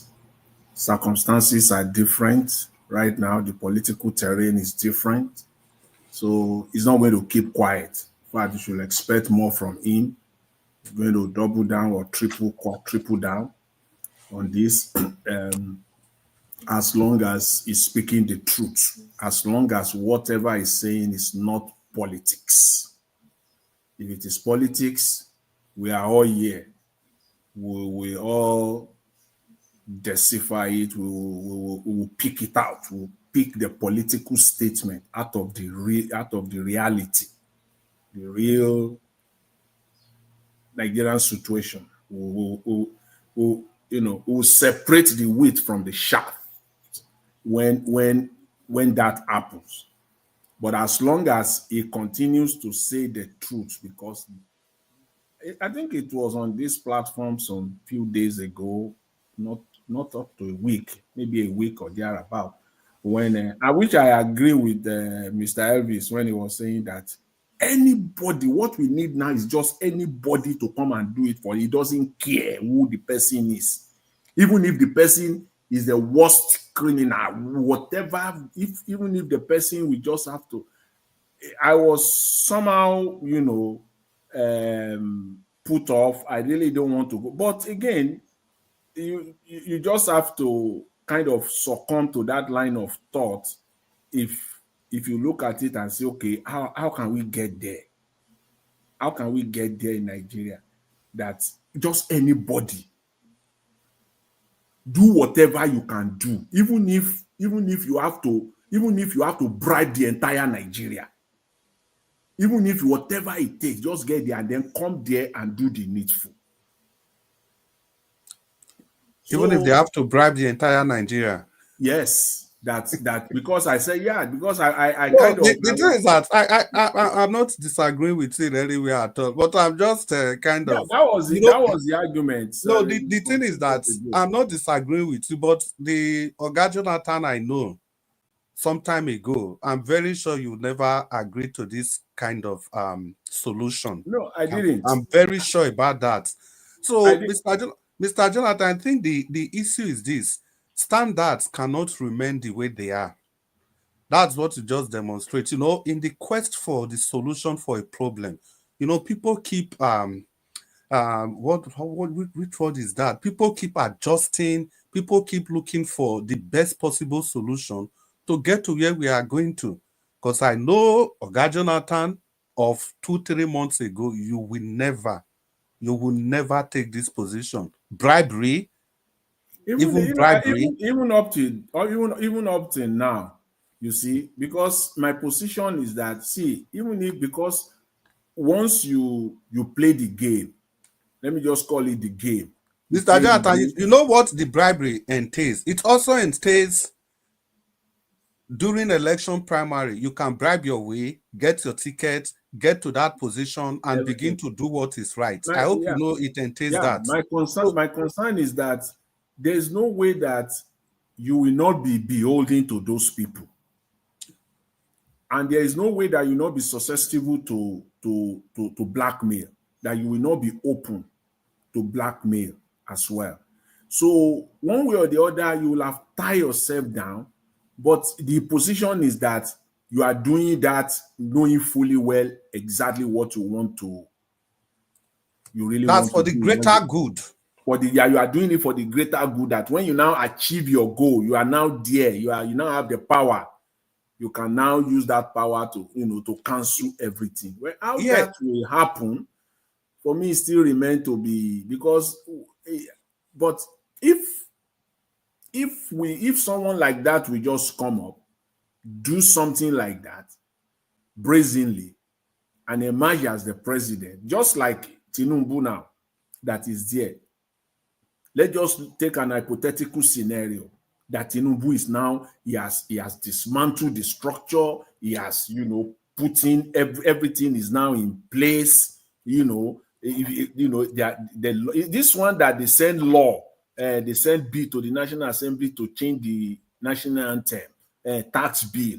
If it were to be bills that, see, if you steal Nigerian money, it's public execution. Is like that kind of a bill? Mr. Jonathan, if he does that, you see this Tinubu is a drug lord, it's not a drug lord. Nobody will even talk about that. Nobody will talk about it again. Like if we see, even if you bring it up, people will shut you down. Yes. So that was why I kind of shift to say, okay, but how that will happen for me is still still not clear. So, but it's not that it is not something that you can just brush aside. But so that is the reason why I said, when you are not talking of something like what Obasanjo in that context, that okay, even if it is the worst of us, as Madam Origin will say, that it was the best of the devil. As I think if I'm getting if I put it right, something like that. She said that he was the best of all the devils that have ruled Nigeria. That even if it will not take the best of the devil to put things right or to set the stage, are we going to say no to it? So, but in every development, in every society that faced radical change, it wasn't just the person that did that change. It wasn't just as if they played by the book all through. No. It wasn't as if they got there, they followed. If they followed the book, they wouldn't have been able to achieve the things they achieved. Of course, there must have been use of brute force, circumvention of the law, left, right, and center. But the most important thing is that we are not doing it for their personal gain, but for the good of the nation. Like yesterday, I was listening to was it Channels? Yeah, Channels TV, and I was listening to this man. What's his name? This senator who is very arrogant like this. Ndume. No, he's a Yoruba. He's from Edo State. Oh, very arrogant. His name. I this remember oil guy. Jubril. Is this Jimon? Thank you very much. Jimon. Yeah, very arrogant guy like this. You know, I was listening to him. You see, it was, you know, also in this line of thought, and this is sitting senator. Part of what he said, I agree with him. But yeah, because I was going to say that because I think Jimo Ibrahim. Yeah, Jimo Ibrahim. I think the interviewer also agreed. Yeah. Some part of what he said, you know, he was making an analogy with Saudi Arabia. Yeah. Part of it I agree. Part of it I do not agree. Because he said, as a sitting senator, that means that if a bill comes to the floor, that if you steal Nigerian money, that person will face public execution. It's in line. So which means, and there are many of them like that will support such a bill. And that is what Nigeria needs. Nigeria don't need, it's not even about a life sentence. It's not even about 50 years in prison. No, imprisonment. No. If you still want, if you are caught and you are prosecuted to have stolen 1 barrel of crude oil, or you participated in it, forget it. It will be, people will run away from it. People will completely run. Whether you are a white man or you collide or you enable or you participated with a Nigerian, forget it. Your entire this thing, you will buy in Nigeria. How many Nigerians are in prison on death row in many of these Asian countries, Thailand, Malaysia? I was going there. The way China did their own, we can also do our own like that. When they promulgated that law, they have to write all the so-called Western nations that, look, if you know you have your citizens doing business in our land, this is the penalty for fraud.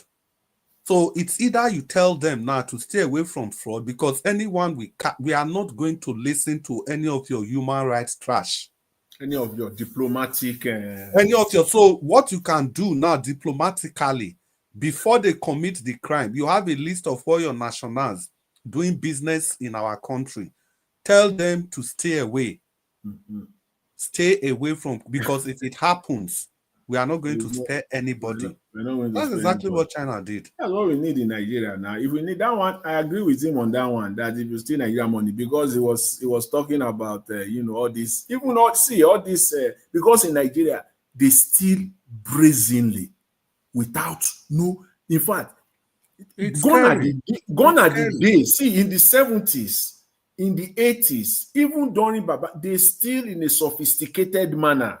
They are so sophisticated at it that it can be very, maybe the reason was because the technology was not at this level at that time. But they are still able to disguise and to steal in a very, but today, people literally dip their hands into the treasury and steal money. This palliative money, where is the money? Billions has been spent on this palliative. Are you telling me that if you are stimulating the economy and you are injecting that kind of money into the system, we will not have seen it in Nigeria?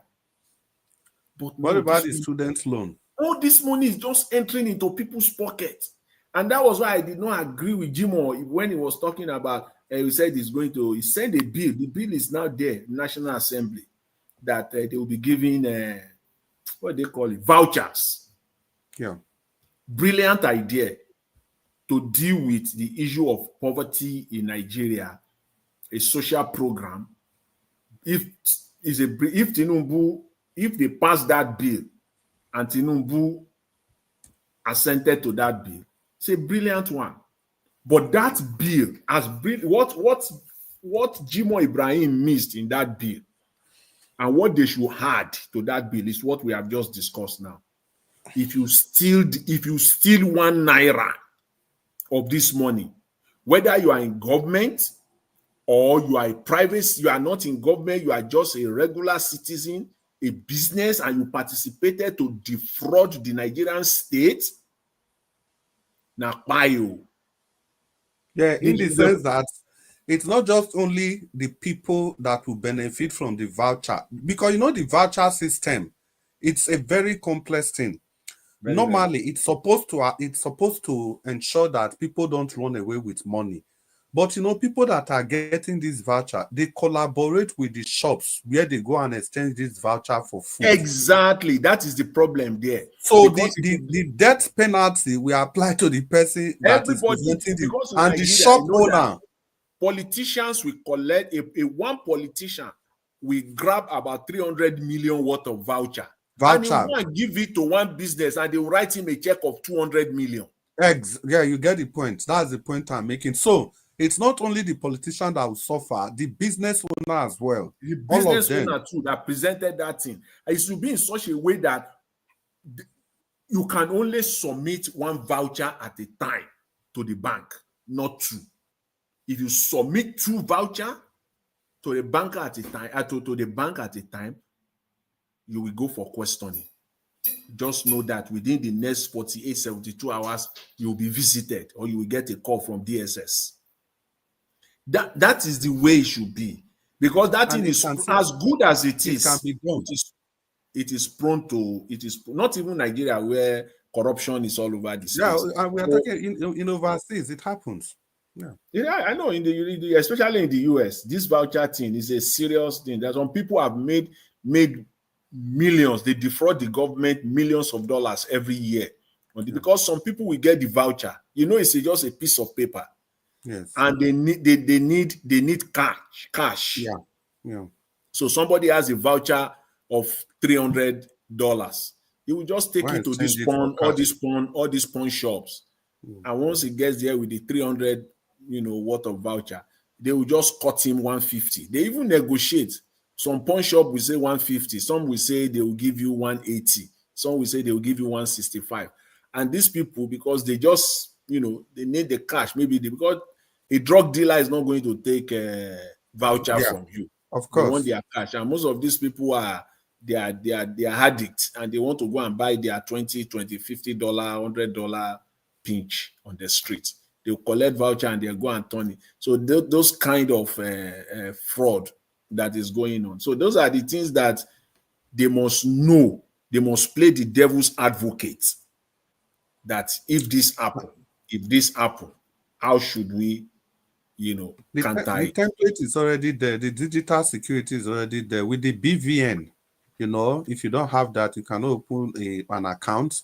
So if you have that, the voucher should be linked to everybody's BVN, and it should be collected at a specific point. They should. Yes. I don't know. It's easy to do. It's a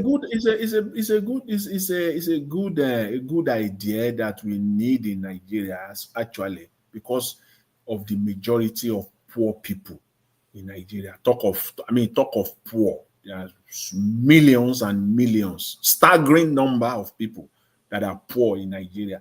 That this there is something I want to say. You see, why can't Nigeria government put this law? Anybody that they catch steal Nigeria money, it will go to jail for 10 years. Why can't they put that law for? Why can't they deliberate that law for us of representative to us of we they talk about we talk about capital punishment. They talk about 10 years. Nigerians, you see, if you give Nigerians 10 years, they will steal. Mr. Jonathan, no, capital punishment is too much. Just 10 years. But that's the capital punishment is everywhere now. You are a Libra. You need to form the Liberal Party of Nigeria. Now you go be the chairman. Abdul Malik, no. You don't have to reach this part, this discussion. You don't have to reach this discussion. They say if we go get one leader. I like that mindset. It's just that Nigerians are too wicked. Even some people, they go say no be 10 years. Then go take that money. If not 10 billion, then go steal them. Go that prison. If they reach there, bribe everybody. Then go fly, then come out, go down. So then they prison, whereas they're not there. You will use part of that 10 billion to bribe. And you will build. If you give the prison warder, whenever give them 200 million. Or they give him fine apartment. They will give him fine apartment for 5 years. When they pass that law, there is not going to be bribe. You must go that prison for 10 years. They will scare. Nobody will steal money again. No be government. Nobody will steal. Now prison officials, The law don't already did that. Many laws did, but some law, When they put that law, like if you steal any money, you will go 10 year imprisonment. Even the person that you will bribe, if they catch him bribe, he will go prison too. That's still good. How is he going to collect bribe? That's still good. Yes, he cannot collect because when they catch him too, when he collect bribe, he will go prison too. He will not collect. That's true. That's still true in Let this sense. them But put that law. Let waiting them go really deliberate fear that law. Nigeria. The Nigerian people, waiting go make them fear. Now with that corporal punishment, capital punishment, not corporal punishment. Now capital punishment. Now go make everybody adjust. Because But look, in Nigeria today, that capital punishment, they will not put it. I bet you they can't put that one for the stealing of, when you steal any money, they will give you go for capital punishment. Just 10 years. 10 years is not today, it's not 1 day, it's not 2 weeks, it's not 3 weeks. 10 years is very big, it's very large. Abdul Malik, that 10 years in Nigeria, no go work. Oh. See, Nigeria, the state of corruption in Nigeria is monumental. It's not a joke. People will just take 10 years as nothing in Nigeria. They need serious law, real laws, that will serve as deterrent. That's true. Oh, yeah. You know why 10 years is, Mr. Juna, you know why 10 years is good? Because if you take a look at capital punishment, how many countries are operating that system in the world? That is what you will look. Only few countries, right, that operated that type of law in the world. But that 10 years or 20 years or 15 years, if they put that law, that one will be better. The problem is our politicians, the extent where they don't go, now with they fear. Okay, see this Tinubu administration now. They say student loan, one of their Oga commands, they don't give loan to how many billions. When investigation can't happen, and they can't say a lie, the 2 or 3 days later, the other person can come and say, actually, there was a mistake somewhere, they can't adjust them. And the number of people they said they've given those loans to, it's just like 1/10 of the actual number. See, during Buhari time, the Minister of Humanitarian Affairs, he's saying they share how much, whether 5,000, 25,000 to 25 million households. Till today, no register to show how they take share the money. How you take share them? Where the bank account? He said most of those people, they don't get bank accounts now hand. Now then they give them the money. He said, no accounts. No accountability. So now so. Well, like Nigeria was talking, Abdul Malik and the Jonathan. Maybe we just round up, maybe one minute. If we get any final talk, maybe we bring the program to end today. Not be the final talk, not be una the talk since the final talk, the finish. Now I want to reach 9:30. The final talk since morning. I didn't look time, sir. I just want to reach 9:30. Oh my God, Mr. This is funny. I got a monitor also. But Mr. Nigeria, this small talk, so it makes sense. So this last one, so it makes big sense. No, this yes, one has lots of solution to our problem. Yes. So one minute. Abdul Malik, Oga Jonathan, it's almost 9:32. Oh yeah, one minute. Maybe we go house. Tomorrow another day. Yeah, it is. Nothing much to say other than for us in Nigeria, we should just face the reality. The government of Nigeria, they should be ruling Nigeria and not using Nigeria as a business. As it stands right now, it is business all through. They are just running business. They are not governing. We used to say since 2023 that they have no clue. They are clueless. They are clueless. They are clueless. Back then, it was like we're just shaming the government because we lost the election and all the rest. But it is clear now that they are clueless completely because they don't even care. That's just the honest truth. They don't even care. And they are not even pretending because they are not listening to the real matter, the real issues. They are not listening and they don't care. That's just the way it is. It is just business. What they are doing is business. They are not governing. They are not running the government. And as I said, unfortunately, Nigeria should just brace up, just bracing up for the coming months. You know, God will help us all. Yeah, I will leave it there for today. Thank you very much. Amen. Thank you. God will help us. Oladu Malik, 1 minute, I beg. Yeah, thank you very much, Mr. Chris, again, once again. Thank you, Nigeria sir. is a country that they don't have, there are many intellectual people there, but they are killing their talent in that country. Just like what happened on Saturday, November 16 update. Final year student build solar generator that does not use fuel, but utilize sunlight to give light. A student of the University of Agriculture, Makurdi, Borno State, built a nice-looking solar generator. The student, Gabriel Agele, built a solar generator as his final year project, and photos of it are going viral. The solar generator does not use fuel, but utilizes direct sunlight, which it converts into electricity. If Nigeria is a country that they can make use of their citizen, why can't they train that boy, that student now to start generating, to start building up generator in order to sell to other country? You see, but they cannot do it. Imagine, look at a talent guy.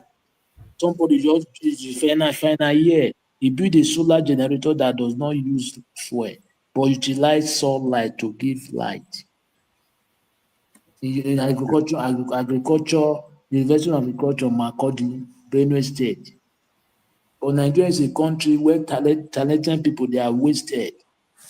They don't know what they cannot make use of human resources. That is the problem we find ourselves. They are carrying their politicians, they are carrying their family to abroad to go and school. Imagine, we have a long way to go. Thank you very much, Mr. Chris. You see that? Thank you so much. Sorry, Mr. Chris. Sorry, please. You know what Mr. Abdul Malik just said now is so important, Nigeria, that because, as I said, we have a government that they are not really interested. This is the kind of people that should be tapped immediately, patent that item, so that it's not going anywhere. It is only in Nigeria that so many of them, politicians, so many, if not all of them, they will say they are businessmen. I don't see the product that they are producing. They are only in the business of stealing Nigerian money. All of them. I'm a businessman. I'm a businessman. This. Which product? In United States of America, you can list them when people say they are businessmen or businessman. We name there are too many. HP. God, Jonathan, you don't enter episode 10. No. See, okay, Mr. Evans, let's you know, Nigerian problem. The thing is that there's so much to say. It's just that. There's so much to say. We say it tomorrow. 1 minute they be give you just now. For me, for me, you see, I go even still ask you one question, sir. This one where you want wrong go. Now, another thing I be want to talk, but as I bring this innovation, so it's a constant reminder. Say this situation where we did, so if we continue to blame the West, and we never ready. Just like we don't. You see this guy, therefore patent this guy, businessman, then go invest, develop that project. See, one young lady, I think she's just 12 years old, for US. She developed filter, she and her friends. And the state, and she's a Nigerian, she be Nigerian lady, young Nigerian girl. Then just the place, she and her friend, they develop filter to filter virus come out from air. Then test time, the thing was working. They carry and go lab, it was working. The state where she comes from, I don't forget the name of the state, they took that filter, they tested it by themselves, even against products that are well known from Samsung, Toshiba, the ones where they get for their air conditioner. They say this girl, this 12 years girl is better. And immediately they give the girl and the parents contract $11 million US. 11 million US dollars. Say as her life take turn around. But if na Nigeria, now wetin we go do? We will first come look for where the tribe where she be, the political party where her parents dey. So these are the things that fit and now the guy go then produce them, mass produce and begin to sell them to the whole world. Then they go to make millions and millions from that thing. We go there, they lament. See the one where Abdul Malik bring come out now. Nobody will do anything about it. Well, and that's my final note. Even when they don't know the tribe, they still want to know the local government. Exactly. The local government you come from. Even if you be Igbo, they will come still select the kind Igbo. If you be Yoruba, don't come they ask you be Ondo Yoruba, you be. Come on, I beg. Well, that one are my final thoughts. Make I use this opportunity to greet everybody again. We don't spend 9 minutes over our time. Oga Naija Watch, may I not just waste time. May I call you? May you call in the program. And Mr. Jonathan, if Oga Naija Watch come, you go answer the question where you answer. You don't call my name. Now they call Jonathan again. He say you ask your question. They no ask me. Oga Jonathan go sleep. Oga Jonathan no ask me question. Okay, now I go leave the question to another time now. Exactly. My soul are they make pee. Okay, Naija was sorry. End the program. Sorry. End the program. Tomorrow another day. Yeah, we'll have a long day tomorrow by God's grace. Thank you in advance. I appreciate every one of you, my people. Thank you so much for your time with us today. I'm happy that we managed to pass the message today again. I pray God Almighty continue to give us the strength, the energy, and the enthusiasm to continue to do what we are doing here every day by God's grace. Thank you so much, my wonderful people that joined the panel. Mr. Jonathan, thank you very much. Mother Rita, thank you. Oga Chris, thank you very much. Mr. Adu Malik, thank you very much. I appreciate you. Yes, those of you that called in, Mr. Alex, thanks for calling in, and many others called in as well, including Madam Origin. I appreciate you all, my people. Thank you so much. And those of you that supported the channel, starting with God's Child, thank you very much. Sue Berry, thank you. Mike Akimbari, thank you. Regina, thank you. Spiritual Happiness, thank you very much. Now God bless you now, my wonderful people. And my people right down in the comment section, started with Mother of all Mommy Diaspora. Thank you very much, Mommy, for always being there with us. Thank you very much, Abo Azi. I appreciate you. Thank you, Madam Irons, for joining us earlier on. I appreciate you. Peggy Modi, thank you very much, man. It's good to hear from you. Thanks for being there. George Evosa, Ibinedio, thank you. Love Maduka, thank you very much. I appreciate you as well. Thank you, Michael Carter, and many others, Mr. Johnson, Manuel, and many others. Thank you, Mamusa. Thank you, my people. We've come to the end of this broadcast. We need to round up right now. We'll be coming back again tomorrow, fingers crossed. Normal time, 7 p.m. Nigerian time, to continue to talk about the things that's affecting you and I. None of us can shy away from it. Say, they affect me, it's affecting you. Many of you listening to me right now, I've sent money home already, just this week. So that means the situation is already affecting you. So directly or indirectly. Yes, my people, as I talked about before, we've come to the end of the broadcast. I'll see you guys again tomorrow. Fingers crossed. Take care. Good night and bye for now.